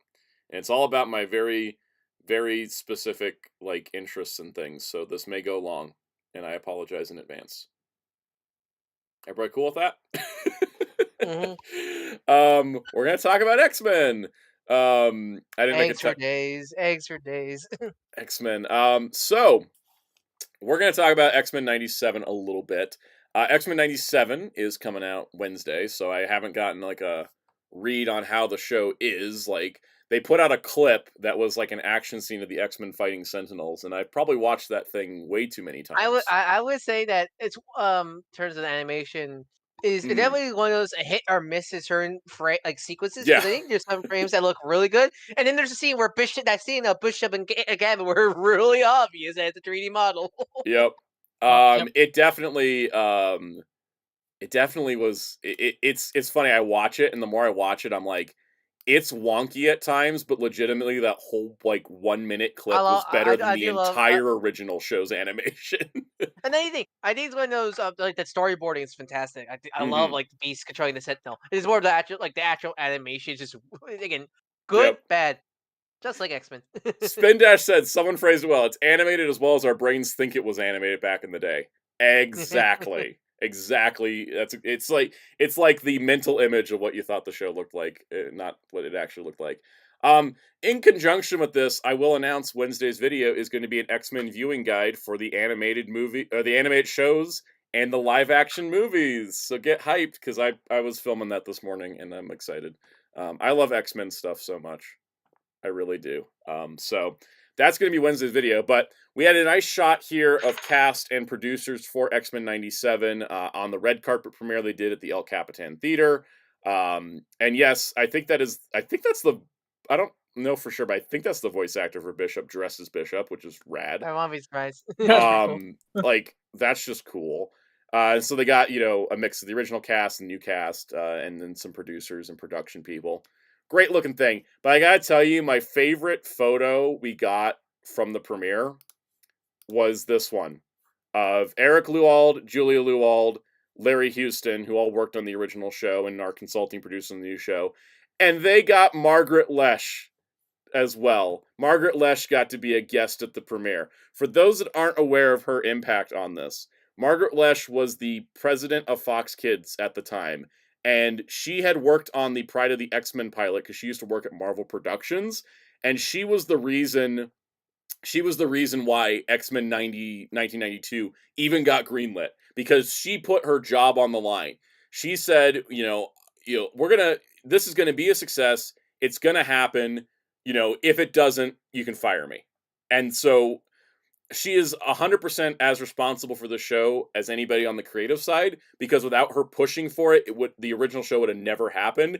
And so I'm really, really happy she got to be at the premiere for this new iteration of it, 30 years later. And that makes me very, very happy, because it wouldn't have happened without her. And seeing this group of people who are all instrumental in the creation of the original show being at this premiere is just very heartwarming, because a lot of times with a lot of shows and a lot of franchises, the key people involved with making them and the reason why they exist get left behind when it comes to the big press events. So to see them get the big, press invites and you can be part of this event is just very special, and it makes me very happy. And I wanted to highlight that because it's great. That was great that anybody heard. That's amazing. That's so. Yeah. Right to see. That was, and also adding to this, here's a great picture of Julia. Very excited inside the theater. I am very, I'm very glad. Of the people in this picture, I've met 3 of them. I haven't met Margaret Lesh, but I'd love to talk to her sometime. But I met Eric and Julia Lewald and Larry Houston at a convention a few years ago, prior to the show existing. And they talked about oh yeah, we'd love to help shepherd in a new generation of people working on X-Men stuff. And so that seems to be what they've done. And makes me happy. This whole thing makes me happy from a personal creative standpoint, in addition to, oh my God, new X-Men show. I can have 2 sides to this. But speaking of new X-Men, the X-Men comics revealed their initial lineup for the next era of X-Men books. So The current when you era is say ending, right? yeah, the Krakoa era. The That's Krakoa not era is ending, and for those that have been not up with their X-Men comics, the 5 years it was 5 years ago, it was 2019, a series called House of X came out, and it redefined the X-Men. Jonathan Hickman wrote this storyline where the X-Men start spearheading this plan, and they get rid of the Sentinels, and they establish a mutant sovereign nation on the island of Krakoa, which is a living island. And they made agreements with all these other nations around the world, and there was a lot about what would happen if mutants just said, you know what, we're done integrating with humanity, let's just go be on our own thing, and kind of had a we the won't bother Krakoa you if you won't bother us kind of situation with the the rest of the world. Krakoa era. I don't want to say mixed feelings, but there was certain stuff As I someone like that's read about. every single issue of the Krakoa era from when it started to now, I have mixed feelings on it. Yeah, there's stuff I like about it, and there's stuff Hmm. I didn't hate it, but more of I was indifferent to it. Like I don't think I Yeah. saw anything I dislike from that era. There's because the thing is, it's amazing. For every realm of X, there's an X Factor. Like, I love the Krakoa era X Factor comics so much, and it was only 10 issues. And then X Force I don't like that much, and it's on issue 40 or something. But it's all coming to an end. They're ending the era. Krakoa's already fallen. They're doing a lot of stuff. I did say I think the biggest problem with AR's totally right. After Hickman left, it all got really messy. I would Yeah. say that's my biggest problem with the Krakoa era. It was a mess if you're trying to get in as a new reader because Hmm. there were so many books. And they were There were all so many interconnected. It was hard. yeah. I read all of them, so I can't distinguish what some books were from others. Yes, Zeltrax, Juggernaut was supposed to be on the X-Men team that was crowned at the recent Hellfire Gala, but then Orcus attacked and killed a bunch of mutants, including the new X-Men team. So it's nice to see he's finally on one. Yeah, but still, the Yeah. Krakoa era, it's like I was trying to get into it when I was getting back into comics, but I don't know where to start. Yep. I don't know where to get into. What's a good jumping on problem? That was my biggest problem with that era. It So was because of that, big. and because of the MCU's push for X-Men stuff now, with we've got X-Men 97, we got Deadpool and Wolverine. It's they're gonna do a summer relaunch of X-Men comics, and I am a little burned out from reading everything Krakoa. I was AR, yeah, I gotta trying say, to collect it is very expensive. Yes, there's too many books. They were I got they were putting out 15 comics a month that were X related. It too was much. ridiculous. Have you read Ultimate X-Men yet? 15 too much. 15 too much, yeah. I have read Ultimate X-Men #1. It was fantastic. Peach Momoko is a genius. I still need to read it. I have the physical. It's so I still need good. to read it. The new Ultimate Marvel Universe has got me super excited. Yeah, 'cause Is that So, I their read actual name? I read mhm, Black Panther issue 1 and I love that. Reading it. I need to read issue 2. Black So, Panther issue 2 hooked me. Yeah. Um, so the thing is that I think that the Krakoa era, love it or hate it, it's coming to an end. It's time for it to end. There's some people oh, it shouldn't end. I'm like, no, it needs to. It's been going on too long. There's too much of it, right? Jerry knows when things run too long, right? Mm-hmm. Yeah. Oh yeah. So the new era is called From the Ashes, and it's got the tagline of a new beginning. And this is where we're starting with. It's not back to the status quo, LPH. They're not going to be. What is it? They're rebuilding the Xavier Mansion, but it's a prison now, not a school. So they're not quite hitting the reset button back to what it is. Now, that being said, the detail on what these books are about, not a lot. It sounds kind of like basic stuff of oh, they're in hiding and stuff, but whatever. The thing that got me excited, and the reason why I was maybe I'll just stop reading X-Men books for a bit, maybe take a break because of 5 years of Krakoa, right? And then the creator lineup was Gail Simone and David Marquez on Uncanny X-Men, Jed McKay and Ryan Stegman on X-Men, and Evel Ewing and Carmen Carnero on Exceptional X-Men. And I was like, damn it, I would read those comics no matter what characters they were because those creators are great. yeah, those are some really I'm familiar with some of those names and they're really great Yeah. creators. I can name you a I know comic that each of them has done that was really good. Um, Gail Simone, of course, Birds of Prey was her big thing. Yep. I love her Birds of Prey. I love her Wonder Woman. I like almost anything Gail Simone writes. She did a great Domino miniseries. David Marquez has done so much stuff that it's hard to pick just one. I love Gail Simone's Plastic Man. Gail Simone's Plastic Man was great. Jed McKay's Moon Knight is amazing. Really great stuff there. Ryan Stegman, I mean, Invincible. Evel Ewing did this really great Monica Rambeau Photon comic that I was like, I will read anything by Evel Ewing. And Carmen Carnero's art was so good on Captain America: Sentinel of Liberty. Like this whole lineup of creators just gets me, regardless of the books that they're on. Like, I'm gonna just read these because, the creators. So they got me back. They got me back.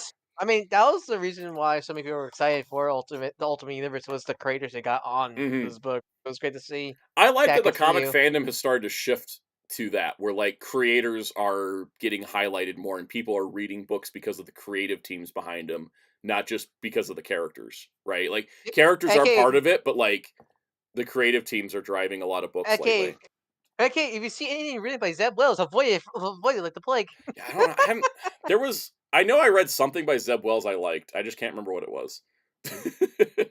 The reason why I need to give more Tom King books a chance, but every time I see his name, I just go nope. And I always wait to see how people react to Tom King books.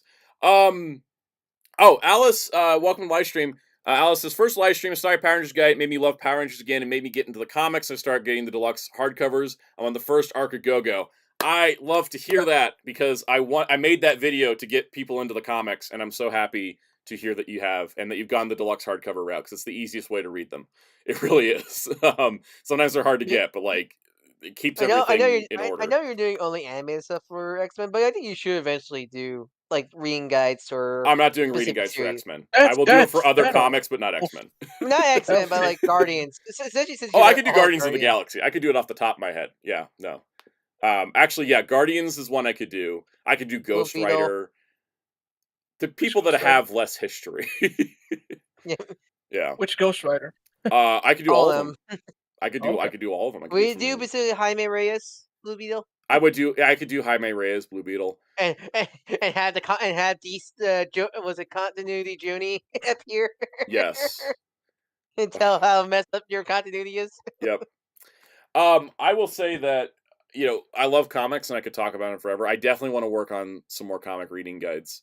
A random thing, a memory from the 90s popped in. So you're talking about Ghost Rider.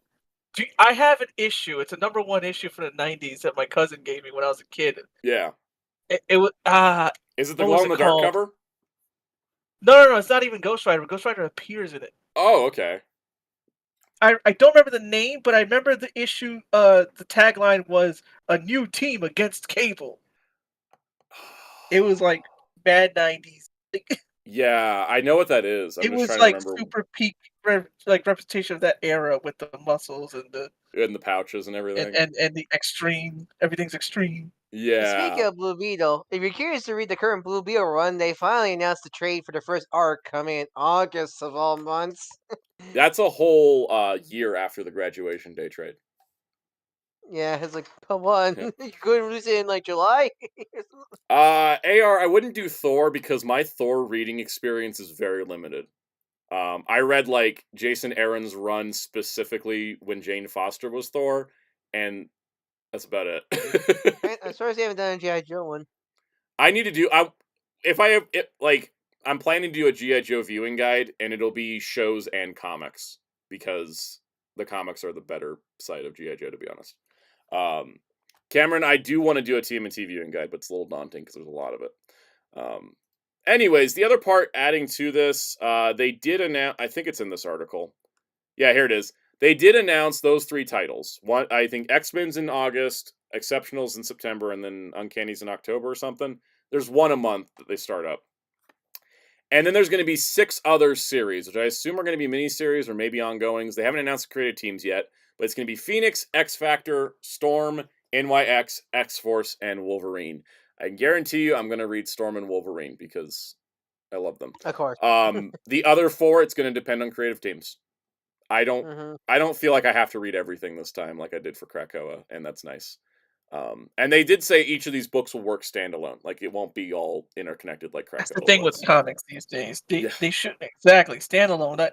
not everything you shouldn't have to feel you have to read everything. That's I like that's what I like about Energon Universe is I feel like you could read Duke, Cobra Commander, Transformers, or Void Rivals you could read just one of them and you'd still get a full experience. Yep. But if you read all of them, it's like you get the added experience. I'm actually kind of happy with currently with the DC era where even though there's big events, I feel like I didn't read any of the Night Terrors or I skipped Night stuff, Terrors and I'm totally fine too. same. And I didn't read any of the. I only read the first issue of Beast World. Wasn't interested and didn't pick any of the comics I was reading. So I'm really glad we're getting to the point where we don't need to have everything affected every book now. Thank God.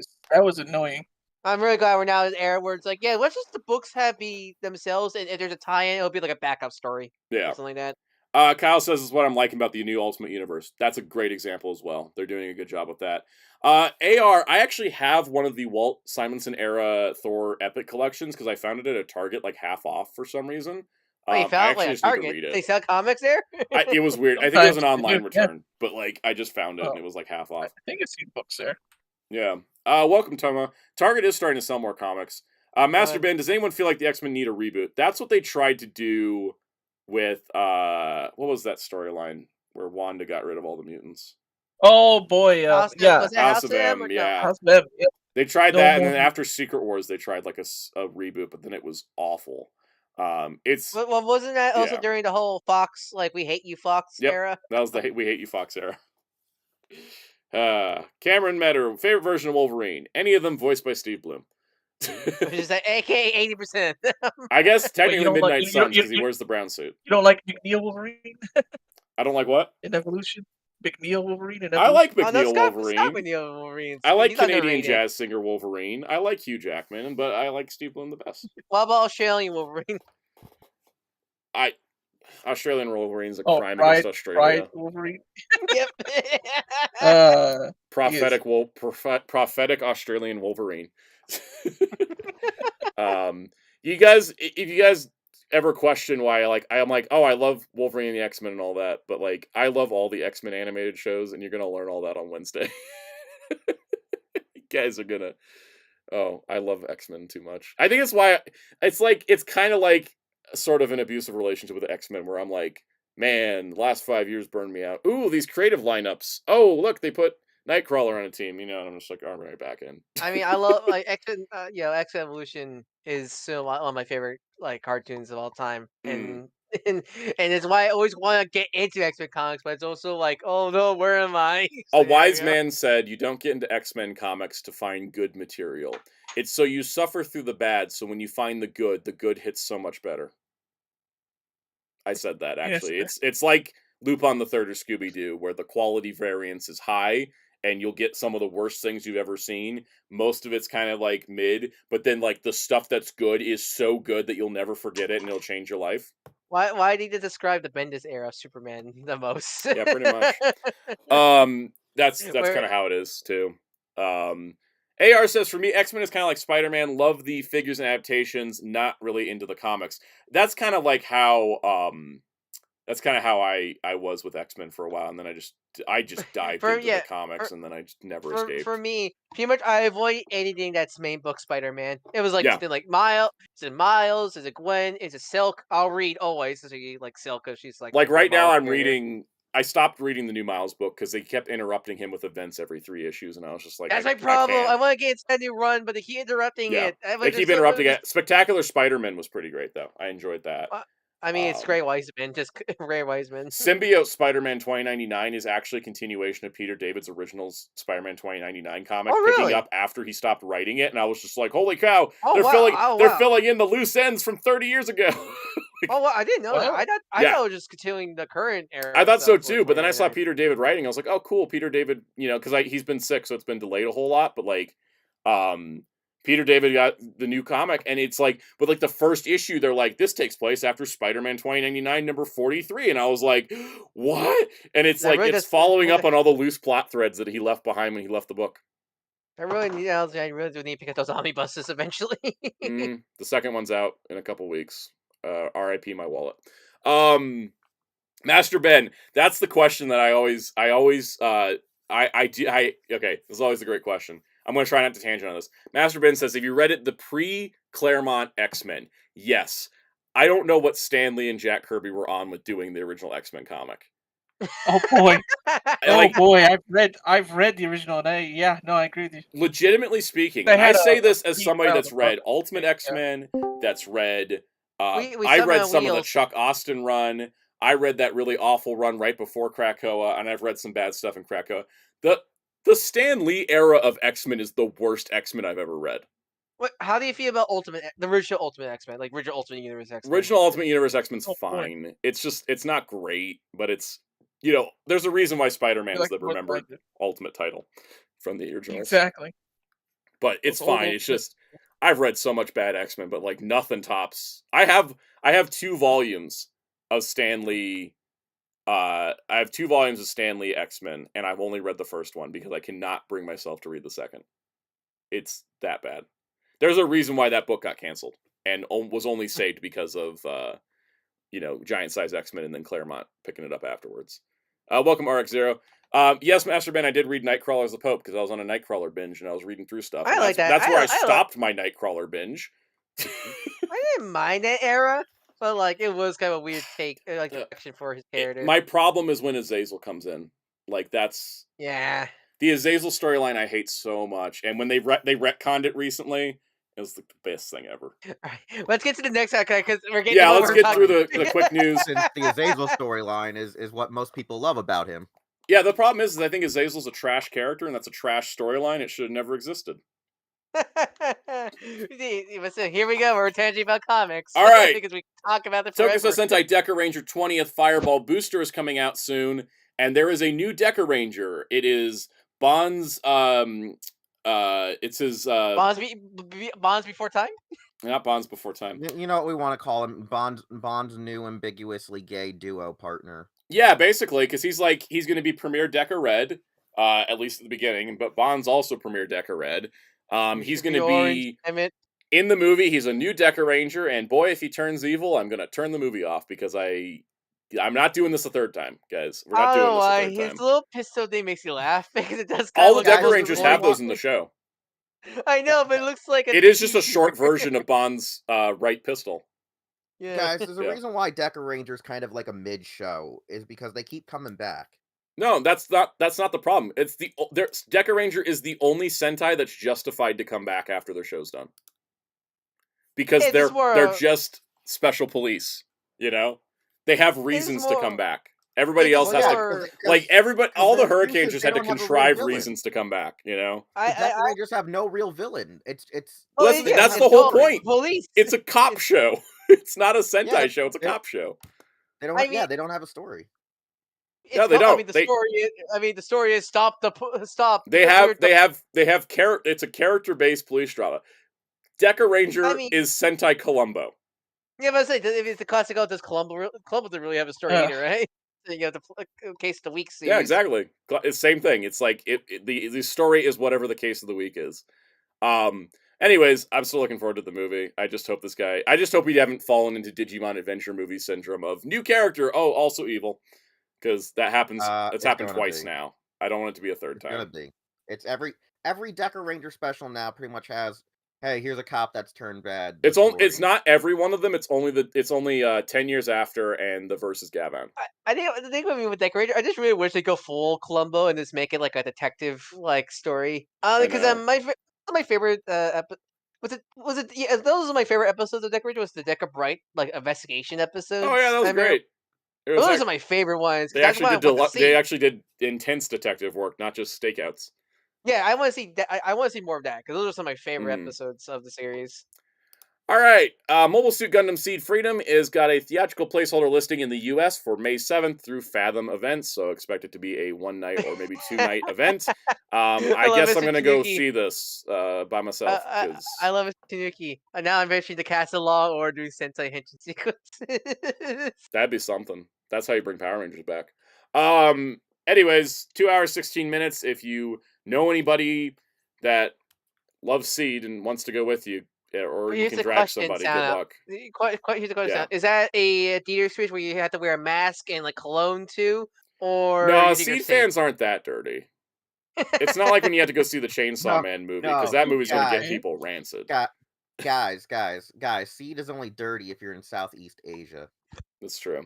Muteki says, bring my parents. Do I want to subject my parents to 2 hours and 16 minutes of a sequel movie to 2 shows they never saw? Nor am I going to, show them. I'm not going to show them 100 episodes or 7 compilation movies. No. Do you have a Gundam plushie you can take with you? No, but wait, I do. I have Kira's bird. I have Kira's bird as a little plushie. Yeah, take it. take that as your companion. He'll be my buddy. Might be like shipwreck and like duct tape it to your shoulder. Ooh, I could. That'd be fun. All right, Macross is going to be streaming on Disney Plus worldwide, except the first show and the first movie will be Japan only because Harmony Gold. Licenses, I imagine. Yeah. It's Harmony Gold. Harmony Gold can still... but Cass, you know what that means? You know what that means? We get at least Macross Plus, the good one. Mm-hmm. I mean, it really shows that this is like, oh crap, we need to compete with better competitors. Okay. When I saw that, I wasn't sure if they're going to put Macross. I didn't read the full list earlier, but when I saw Macross Plus, now that I know it's 4 episodes and the movie, I'm like, yes! Everything's going on Disney Plus, but Macross, the original Macross and the first movie are going to be locked out of the rest of the world because do you remember Love? It's just, oh my goodness. And just Disney Plus, right? No Hulu shenanigans here? Just Disney Plus. But then again, like we're going to talk about our next subject, said Disney Plus and is actually Hulu. We'll see how this all works out. Yeah, that's because Disney, Disney knows they already have quite a few anime on Disney Plus already. It's one of those things where if Disney really wants to compete with every other streaming service, they need to have these other, not even just anime, but other programs like Doctor Who and such on their service for people to subscribe to them. They need more variety than just Disney product because... that's why I kind of really dislike the whole Hulu, like Hulu in America, Japan, like everywhere else, Disney Plus. Just make it Disney Plus everywhere else. I know, we're moving towards that for sure. Because at this point, do people really want to sub for Hulu just for like certain shows? Because I know. That's why I hate having to go there just to watch the Predator movie. Like Prey. Oh, you Prey? Yeah. Like that, just make Disney Plus and just be like, hey. I kind of like what they did with Echo, where they're like, it's on both. The joke should be it's on Disney Plus, like it's a system with Disney Plus where it's like no, it's Disney Plus asterisk. Like there's a little tiny little asterisk. Disney Plus for adults because like that's what they do in other countries. It's Disney Plus Star is the one that has the adult content. Yeah. Because I'm gonna tell you right now, after Kaus and Demon Wolf got me to see Macross Plus, man, that is an adult. That is probably probably one out of the Macross ones of mature one I've seen. It's the most. Does it have titties and everything on there? Yes, it does. There's breasts. Yeah, I was like, don't use the T word again. there are breasts. We're an hour in the street. We're an hour in the street. I think we're fine. Most of the breasts are from an AI hologram.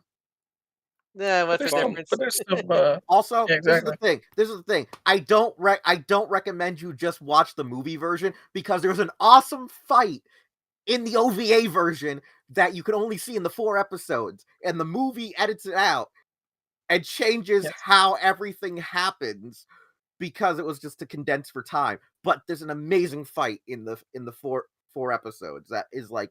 You should watch both. Yes. Infinity War Torn, you can still watch Hulu stuff through Hulu if you have, because you have both because the thing is, you have the bundle, you can still watch through Hulu. You just log in with the. Oh yeah, that's also like complicated. Yeah, that's also weird because if you have the whole merger thing, I don't know when that's all going to shake out. Yeah, because if you have the bundle, you can just watch Hulu stuff on Disney Plus, but you can't watch Disney stuff on Hulu.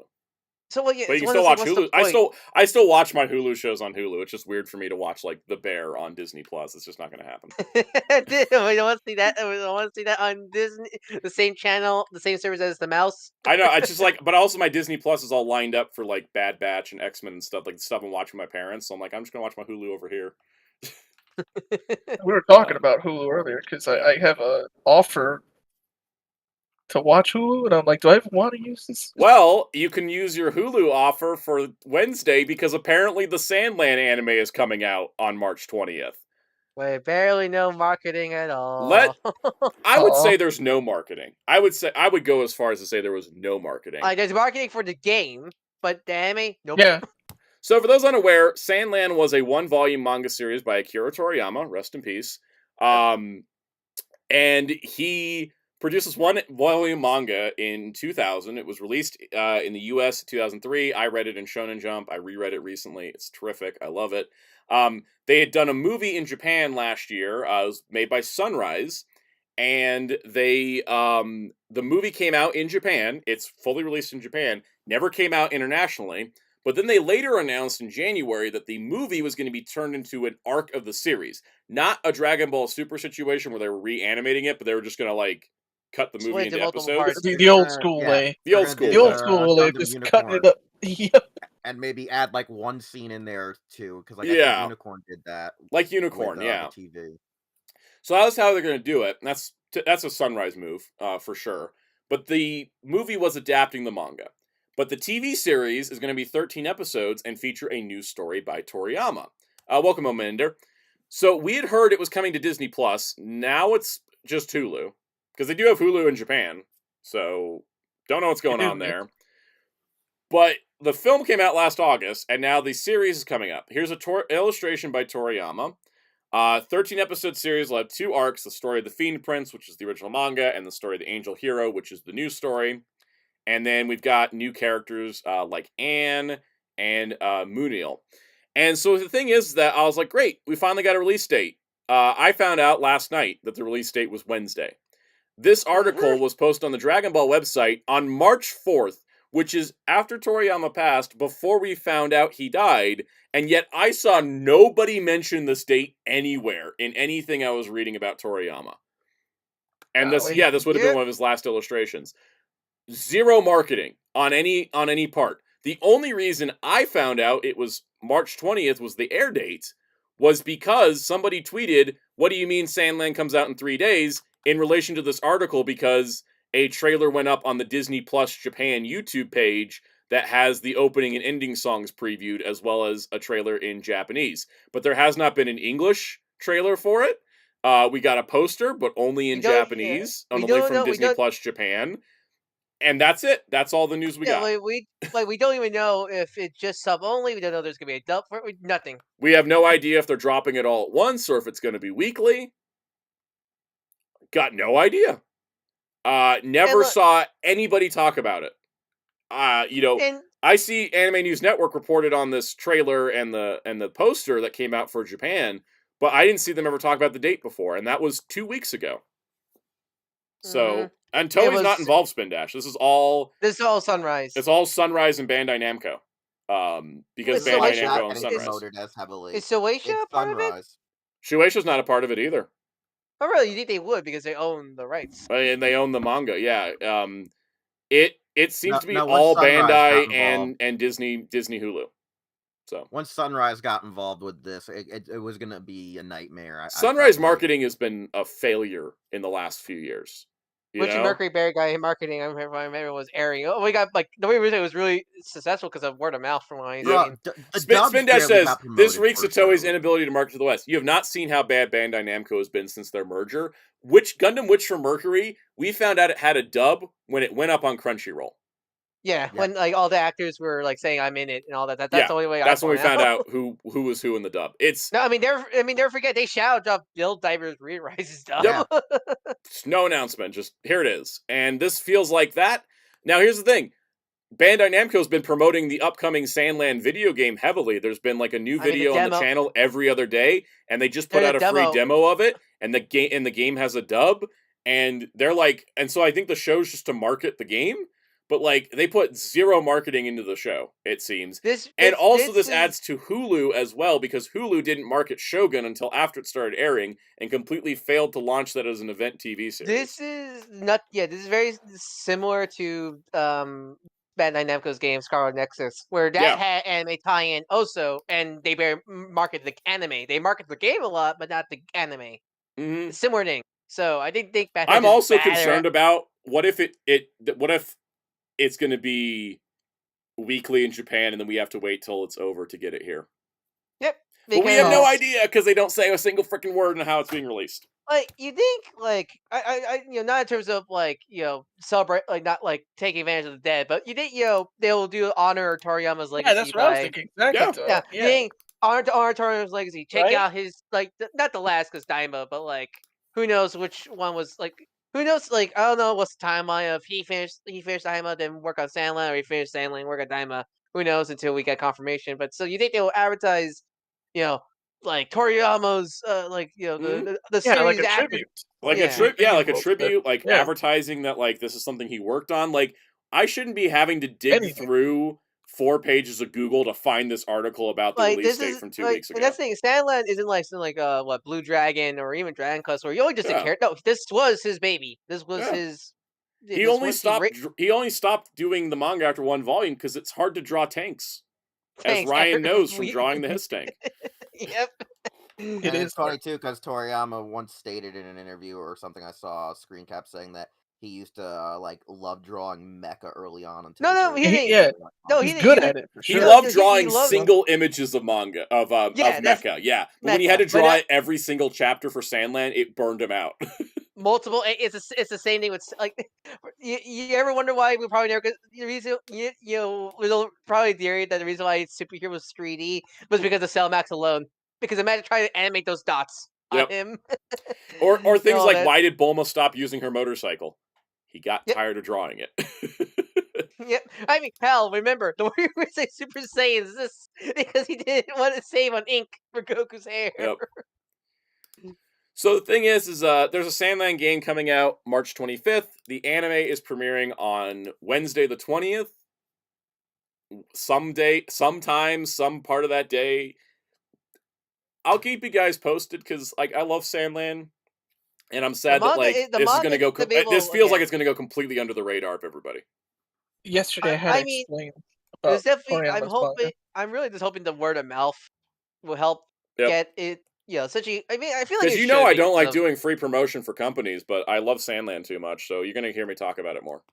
Well, I feel like this is a different scenario because of the Toriyama situation. Was passing. So I feel like. I mean, even if Toriyama was still alive, I'd be talking about Sandland because it's that great. More people I feel love like it. I think hopefully word of mouth will help get this out more. Yeah. With this, I think that's what I'm hoping for at the very least. I still think that like at least it's gonna come out worldwide, and it's not like Shaman King Flowers, which just didn't get picked up in any English country. And no Crunchy, no Hulu, no Netflix, nothing. Nobody in English countries got Shaman King Flowers. That was just like this fan sub Seihou land away. Yep. That's it for the news, guys. We can just chat. And I know you. I know you meant. Yeah. Seihou, like Were you thinking of a Persona character too? I was thinking of Jack Frost. Yeah, I was thinking of him as well when he said Seihou. I was. Seihou. I'm gonna get the Sandland demo downloaded right now. We finished on time for once. Yeah, we did. If you want to chat, we can chat for a little bit. I'm probably gonna head out tonight. So I'll plug. Yeah. So if you want to follow me, I am Darko643 on YouTube and Twitter. I do archivage like the thumbnail you seen on Sans G.I. Joe Rundown. If you want something like that, feel free to DM me on Twitter or Discord at the Soundout Protocol. So anyways, have a nice night, everyone. See you, Ryan. Okay. All right. Cameron says, do you guys like Spider Carnage? Oh God, Spider Carnage from the game or just in general? Because the game one on the PS1 terrified me. Oof. Having to run away from him. Yeah, he was kind of terrifying. Oh wait, no, that was a Spider Carnage. That was Doc Ock. Oh yeah. Not Brad. It's fine. Spider Carnage is fine. Doc Ock and Carnage though. That terrifying. Techie says, hey, DBZ question. How come Trunks' Anger Super Saiyan form didn't get enough attention like Beast Gohan? Because Trunks' hair stayed the same color. His aura changed, but not his hair, yeah. Yeah. Alright, Kyle says, Kyle's thoughts on Fatal Fury City of the Wolves. Oh, dude, I'm hyped for that. I am so hyped. I'm excited too. The rev up system and where you it kind of looks like what they tried to do with the original Garo, where they had just defense and all that, but let's add that to everything. Also, I noticed though one thing is do you like modern controls? Depends. They're doing it the Street Fighter 6 way. Oh, where you can turn choose? it on or off. Yeah. Oh, that's good. I don't like it when they force you into I also one. like that new character Preacher, who I think there was a scrap design for a student of Joe, and I think that's what that's based off. So that looks cool. That makes she sense. looks cool. Yeah. Let's see. Cameron Metter says, "Have you seen the Sonic OVA?" I have seen the Sonic OVA like 12, 15, 20 times. I watched it I watched that thing on a loop as a kid. I watched that so much as a child. Makes sense. Yeah. You played more Sonic than even, which is funny because I grew up playing Sonic, but you even played more than I did as a kid. I think I think I just hit it like in that Sonic X, like, you know, the Sonic Adventure era where they were just pumping out games. So I think it's just how I ended up getting into more of it. I started with Sonic 3 and Knuckles on PC though. That was my one of my earliest memories of Sonic, as I told you, me as a 5-year-old not knowing that video game systems play different video games. Where I try to put my Sonic cart into the Super Nintendo, and I was like, "Why isn't this working? It's a video game." Yeah. I'm weird for just that sentence of having both, because back in the days, console wars were like intense. Yeah. You know, the thing is too is that I tried to put a GameCube disc in a PC one time. Well, it looks like a mini disc, right? Speaking of X-Men, I had the X-Men Evolution Burger King toys that came with little mini CDs. And so that's why I was thinking of like I could just put it in the computer, yeah. I had a Quicksilver one that came with discs like that, with like GameCube discs. Yeah, those were really cool. They had like previews of the show and like clips from episodes. Oh, that's what they had. I never had a computer at the time, so I was just like, cool. Ever see the Lightspeed Rescue mini discs from back in the day that came with the Those weren't even mini, those discs. Those were full-size ones. Oh, I had something with a mini disc from Power Rangers. I think there was other Power Rangers mini discs, but the Power Rangers Lightspeed Rescue, they had these full-size discs, and they were like Megazord cockpit like simulators, and you can just like push buttons and they do things. It was really cool. I enjoyed those. I played those a lot as a kid. I love my Megazords. Let's see. Psycho has asked what Sandland is about. Sandland is about a world where water has disappeared, and they're in a desert. It's the opposite of Waterworld. It's like it's the opposite of Waterworld. Yeah. It's all desert, and the demons are blamed for getting rid of all the water, and the humans have been told by their king that the demons got rid of the water, and the king is selling water as a hot commodity. And one of the kings, one of the people of the humans in the kingdom, comes to the demons and says, "Hey, I heard that there is a body of water being dammed up, and that's the water that's being sold by the king. Let's go break it free and bring water to the land. The demons can control the water as long as the humans get to have some of it." And so they go out on this adventure to find the water, and that's like the basic setup. It's great. I love it. And totally, Deborah is not the Deborah, totally, Deborah is totally not the king of the demons. Yeah. They also make a joke about Dragon Quest 13 on a PlayStation 6. Toriyama doesn't rip himself off. What are you talking about? He's never done that. One of the lead villains in Sandland got ripped off into Dragon Ball by Toriyama. I ever told you about reading other Toriyama manga where all he does is just say, "Hey, have you seen Ultraman? It's pretty great." Yeah. That's all he does. Pretty much. Smith the Crow says, "You probably heard about The Prisoner getting a new Blu-ray release in Australia." I did hear about that. I didn't have enough to say about it to make it a news topic. I'm trying not to just make the news topics like, look at this thing, look at this thing, look at this thing, like actually stuff we have to talk about, just to kind of streamline it a little bit. Hellfire's earliest Sonic memory was Underground. That's a way to start. Oh, wow. Yeah. Jeremy Carr says, Jared, with France getting Dragon Ball Blu-ray, do you think any other country outside the US will do GT Blu-ray? The newest US is a repackage of the DVD. Do you think there's any demand for a GT Blu-ray anywhere? No. Yeah, actually. The people who really think Super screwed up that bad. That's true.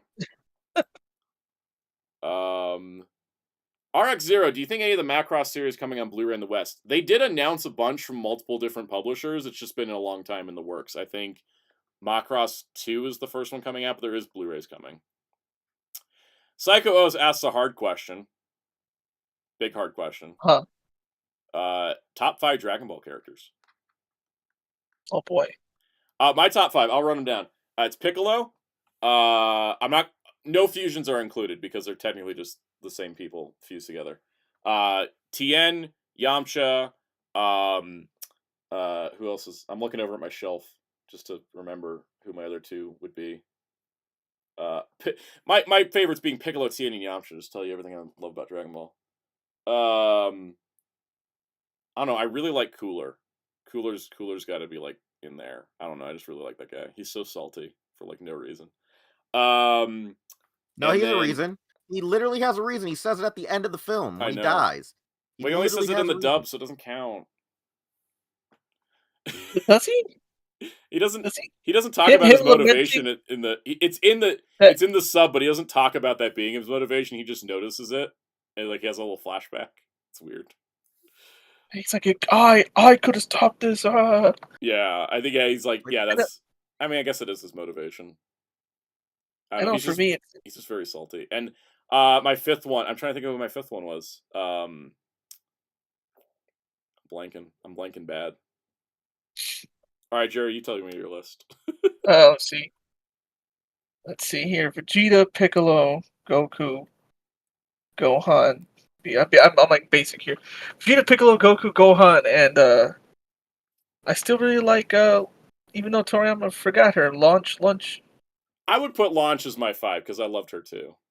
Because she was great when she was around. Do you know what my headcanon is for why she disappeared? What? All right, so I think Blue Launch figured out what Blonde Launch was doing and decided to flee the country to a different place where her allergies didn't kick up so often. Huh. And that's why we see her driving a truck in the Buu Saga. Because she figured out, I'm actually just allergic to all the plants around here. I should just go somewhere else, and then I won't be, turned into a criminal every other minute. I told Jerry that there's something that I don't know why Toriyama. I still to this day don't understand why he called her lunch when there's no breakfast or dinner. That was food. It was food. I guess he probably ate lunch while working on Dragon Ball more than he would breakfast. That's literally probably what it was. Yeah. Wheels, do you want to say your 5 favorites? 5 favorites. I don't know. It's hard to say how are their favorite characters in Dragon Ball when a lot of them are so shallow. But my favorites are the ones that actually got character development, like Vegeta, Gohan, until everything after the Cell games. So pretty much. Wheels, you gonna name your other 3 as like Goku and. No. I'm gonna name Tien, but mostly Dragon Ball Tien and Cell Games Tien, since he actually carried weight. You'll never hear me say Yamcha, since that guy's always been a loser. Yamcha is so cool, and people will recognize his talent one day. Yamcha was cool, for an arc, and then he just disappeared. All right, that was what Yamcha. He had Dragon Ball, and he had the Pilaf saga. After the Pilaf saga, it was all downhill from there. I don't know. I mean, you got to think about he was the strongest human for a while, and then Tien showed up, and then it was Krillin showed up. And then Krillin doesn't count as human anymore. He's been regurgitated too many times by a dragon. He's been regurgitated too many times. You can't come back that many times from a dragon and get a, guru boost and still be considered human. Like, sorry, Krillin. Okay, so other than like I said, you got 2 more.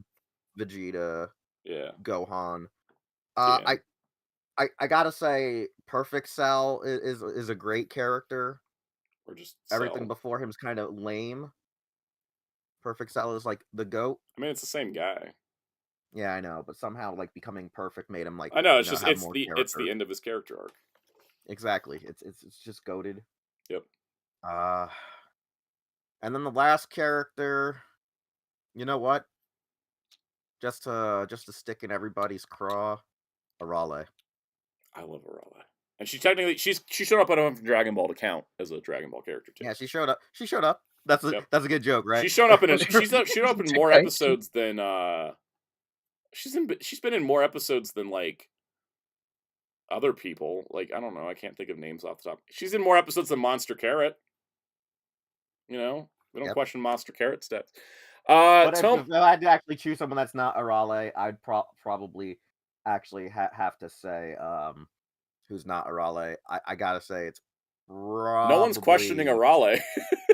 Yeah, no. But I have to say, if I have to actually choose a real Dragon Ball character who's showed up in multiple stuff, you know, Devilman. Yeah. Devilman.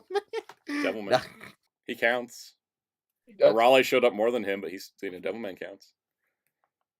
Nah, I gotta say it's gotta actually be Popo. I like Popo. Yeah, Popo's great. All right, a lot of people shit on Popo, but like no, Popo's like the hands-on one of the training strongest. Goku. Popo's one of the strongest beings in the whole Dragon Ball universe. He did the hands-on training for Goku when Kami was training him to fight Daimao. Popo was the one training the Z fighters allegedly off screen, unless you count the original Saiyan episode. All right, let's answer a few more questions because we'll just be on the Popo train for the rest of the. That sounded so weird. The Popo train. Tomo says he deserves the hype. Tomo says, "Did you report on the first guest that G-Fest announced?" No, and this is just a reminder in general. I don't report on convention guest announcements unless the convention is inviting me to the convention. And asking me to do press for it. I'm not going to do free press for conventions unless they ask me to do it. That's just how it goes. This is my rule. Let's see. Hellfire blames Blockbuster for Sonic Underground. Shadow Eagle X, least favorite show writer. Easy, Skyrider. I know what the hell happened with that show. He can fly. Yeah. Jeremy Carson sounds, video ideas, SHF Arts accessory shorts about that thing from that episode accessories. I could do something like that. RX0 said Piccolo, Future Trunks, Android 18, Tien, and Yamcha from original Dragon Ball. Hellfire says first Dragon Ball experience, the Steelbook DVD combo pack of Dead Zone and World's Strongest. I was randomly gifted. I have all those Steelbooks. Those are so nice for like the movies and stuff. Those are pretty great. Buteki said, why no Hercule? Because, of course. I hate Hercule. I hate that man. Cameron says, top 5 worst versions of Spider-Man. I'm going to answer this short with no version of Spider-Man is worse than main universe Peter Parker right now.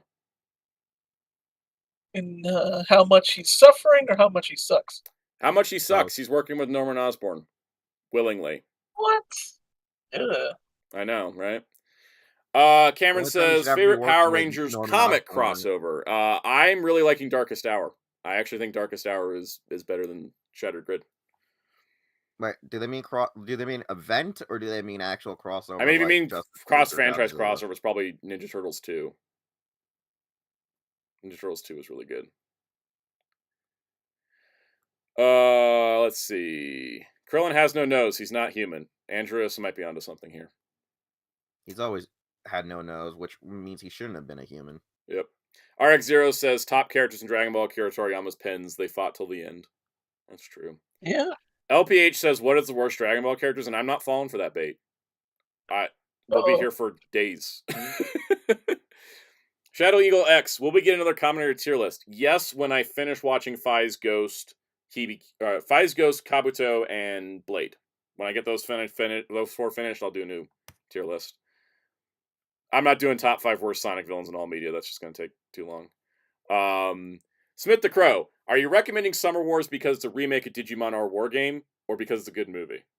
Because I definitely would like it because it's a remake of Digimon R War Game. Because Hosada tends to do that. MJ Klein says favorite Sentai. I say Live Man, as always. What do you guys say? Jetman. Nice. It's just me. Wheels. It's always gonna be Jetman. What's your favorite? I don't know. Outside of Live Man and Jetman being like pre-Power Rangers Sentai, I'll go with at least, 2. I'll go with 2 that are Power Rangers Sentai adaptations. Pick one. Time Ranger and Shinkenger. Cool. Which one you want over the other? I don't fucking know. All right. Ask me tomorrow. What's going? Oh yeah, Smith the Crow did mention Summer Wars is but also recommend for both. Okay. Well, that's my Summer Wars. That's my favorite Digimon. Yeah.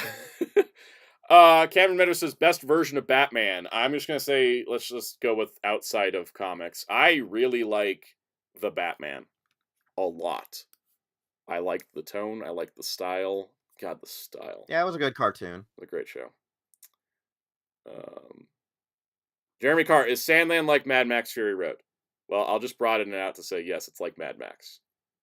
Yeah, especially the second one. And the game has customizable vehicles like the Mad Max game did, so like, yeah.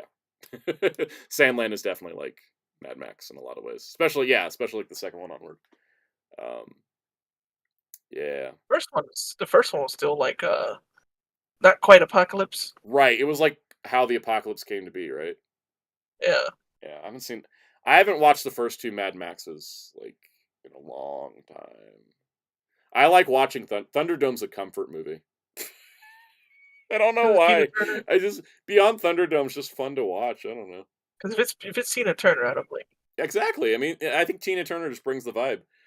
Fury Road's a blast. I like watching Fury Road. I wish I could wait. see all the Mad Max movies in actual order because Right? that whole they reboot the story in the second one, but it's still technically that pisses me off somewhat a bit. Yeah, because first one's way different than the other ones. First one's just him and a cop in like kind of a post World War III kind of era, and like no, let's make the world even more chaotic. And I'm like, why don't you ever just start like, because it's one of those things where it's like, I feel like the first movie was such an indie film. It's basically it was. It's kind of like why like I hate Evil Dead 2 is because they just got a bigger budget. You lose the indiness because they now have money, right? Yeah, because like it's weird. I prefer Mad Max after the first movie, but Evil Dead, I prefer the first Evil Dead film and Evil Dead 3 and hate Evil Dead 2. Yep. That being said, I'm very excited for Furiosa. I keep seeing the trailer and I'm like, I'm very excited for Furiosa. That's my next hotly anticipated movie. First it was Dune, then it's Furiosa, and I guess next after that's Sonic. I have weird tastes.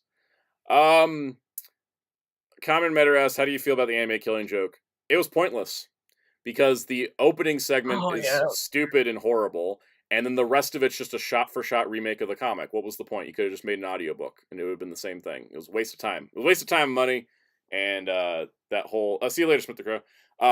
The whole prologue sequence was garbage, and then the rest of the adaptation was just, here's a shot-for-shot remake with Kevin Conroy and Mark Hamill doing the lines. And I'm like, you could have just had them record it and then just like released it as an audiobook alongside the comic. That would have saved you a lot of money. You didn't need to bother animating it. Let's see. Jeremy Carr, what is one obscure anime that people should check out? Plenty. Votoms. Not enough people have watched Votoms. Not obscure enough. Not enough people have watched Votoms. It is I know, very but it's still obvious. Not obscure. It's still not obscure. It used to not be obscure, but I legitimately think that Votoms has become an obscure anime now. I think it has because like when I talk about the Scope Dog on streams when they were announcing the kits and stuff, and I saw a lot of people like, why would they make this? Nobody cares about. Nope. What is that show? What is Votoms? Like I'm having trouble finding people that have actually watched or know what Votoms is. The problem is no one knows that it's called the Scope Dog. That's the biggest problem. No, a lot of people do that have actually watched it, but the problem is not that many people have watched it anymore. It's such a classic, but I think it's falling into obscurity right now. Like a lot of mecha animes. Because I know it's people didn't know what Leisner was, and I'm like, how do you not? Okay, that one makes a little bit more sense. That one, anything that's not had sequels, it is more obscure. But the thing is, it's been like 20 years since the last vote. It's almost 20 years since the last Votom. No, 15 years. It's been like 15 years since the last Votom sequel. So like nobody knows what it is anymore. It's crazy. Like I legitimately like not enough people have watched it anymore. Yeah. It's happening, you know. God, original Dragon Ball is becoming like an obscure favorite to talk about because people are just like, well, that's because this thing called Toriyama. Not Toriyama. That's because Toonami and Cartoon Network. Toei. Toei. It's actually Toei. It's not even like Toonami and Cartoon Network as much as it is Toei. Because like, if you look at our Dragon Ball games, like Kakarot, why did Kakarot not start at the beginning of the Dragon Ball story? Why did it just jump to Z? Right? That's a Bandai and Toei thing, you know. It's also an international thing, I think. Because most countries did get Z. Yeah. Like a lot of countries that weren't Latin America got Z first. Santos Celine asks, hey, if any of you guys got to see End of Evangelion in theaters, I'm so happy to see it. Glad you enjoyed it. I've never actually gotten past episode 2 of Evangelion, so there's Ultrax. Cameron says dream bosses for Shadow Generations. I just want to fight all the things from the Shadow the Hedgehog game, but with like good controls. That would be great. Good controls playing as Shadow. That's a dream. All right, I think we're about done for today. I think we answered a lot of questions. We had a good time. You guys got any final thoughts on things before we? Yeah, I got plenty of obscure anime I just want to throw out there real quick. Cool. Make a list. Go. Harry, I was gonna say, are you just gonna read off the ADV films list?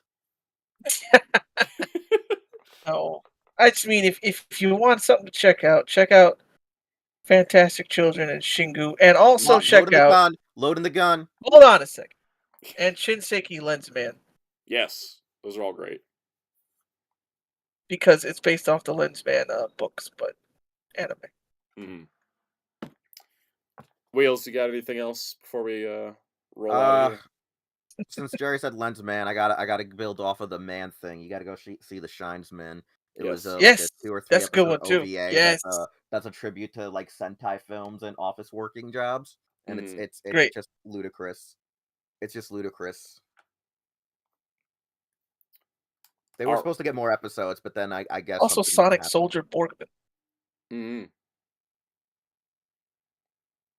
Robot Carnival. Pretty much just go look Robot Carnival's great. Pretty much just go watch OVAs. Go watch OVAs. Don't even watch Cyber City Oedo 808. Yes. 080. Yeah. Cyber City 08088. That's so good. Right, guys. The best way to say it is just go look up OVAs. If you don't want to spend you don't want to spend time on 12 episodes or 25 episodes. Bubblegum Crisis. Just look up anything that's less than 12. Just go look up. Yeah, if you're looking for anime, go look up some 80s and 90s bubble look up anime OVAs. They're great. Because the first episode makes you think it's going one way, and then the other episodes are really cool too, but nobody talks about them, man. Okay, I got one. Look up Zeo Rhymer because it was based on a hentai and turned into a PG-13 mecha series with the music scored by what's his face who did Black. Kamen Rider Black. Yep. Yeah. The Black Zeo Rhymer. It's called, the full name is Hades Project Zeo Rhymer. Everyone just got really great classic anime recommendations, and I hope you all actually go out there and experience them, because that is how you make a recommendations list. You guys killed it. That was great. And I think we're ready to wrap up, huh? I think we're good? I mean, yeah, unless they want to go check out everything ever released by Central Park Media, ADV Films, and early on Media Blaster that wasn't basically by Wheels is addressing my whole childhood. Yeah. All right. You guys want to plug things? Make things happen? What are we doing tomorrow, Kaus? Well, tomorrow you can follow me on twitch.tv/FighterKaus. That's spelled FIGHTERXAOS. I'll put the link. Mm-hmm. Me and Soundout play King of Fighters 15, and we got a lot to talk about this time because of the World Championships. And Garo. And because of the announcements. And that's at 4 p.m. Eastern. And also check out my social media with that same name, because I do webcomics, and also, like Ryan, I do art commissions. And I also do whenever I feel like it, I'll do videos on YouTube. Yeah. But I haven't felt like it. I know the feeling of not feeling like doing videos. Not this week though, because X-Men. Wheels, do you want to promote anything? Yeah, just check out our awesome website, hero-club.com. I have to say the dash because there's no visible HTML on the screen, so it is hero dash. Soundout put the link. Yeah. There you go. It's our awesome website where we have articles, news, reviews, interviews, and more. We also feature a lot of our video interviews on YouTube and across social media, where you can follow us at Hero Club for Life. That's YouTube, Facebook, Twitter, Instagram, and Twitch. And Twitch.tv, where we stream Wednesdays and Fridays, 9 p.m. We're most likely bringing back Hero Club weekly, maybe this week or next week, just because schedules have been an issue ever since Suspendo got suspended. But anyways, we also have Patreon, and if you want to support us, all of us collectively, check out the Patreon at Hero Club for Life. the money goes to paying for Patreon.com/Hero the Club, site. right? Yeah. No, it's Patreon.com Hero Club, just Hero Club for life. Or did you say / I didn't hear you, Jerry. Yeah, it says / Yeah. But yeah, no, when you do that, you know, it helps pay for the site's cost, helps us pay for interviews, because if you don't realize this, interviews cost a lot of money, especially if they're Japanese agencies. actors. Yep. They force us to pay. Yep. Yes, so it helps us pay for those, and that does help us in the long run by technically helping us pay for the site. You're helping us, you know, worry about other stuff. Yep. And on that note, you guys know that there's going to be videos this week. There's going to be fun stuff all around. And we'll be back next Monday. Same bat time, same bat channel. Maybe talking about Batman. We'll see. Or I'll just still be in an X-Men mood. We're going to see how this week goes. Or I might just talk about Sandland for an hour again. You never know with me. So stay tuned. Have fun. See you next week.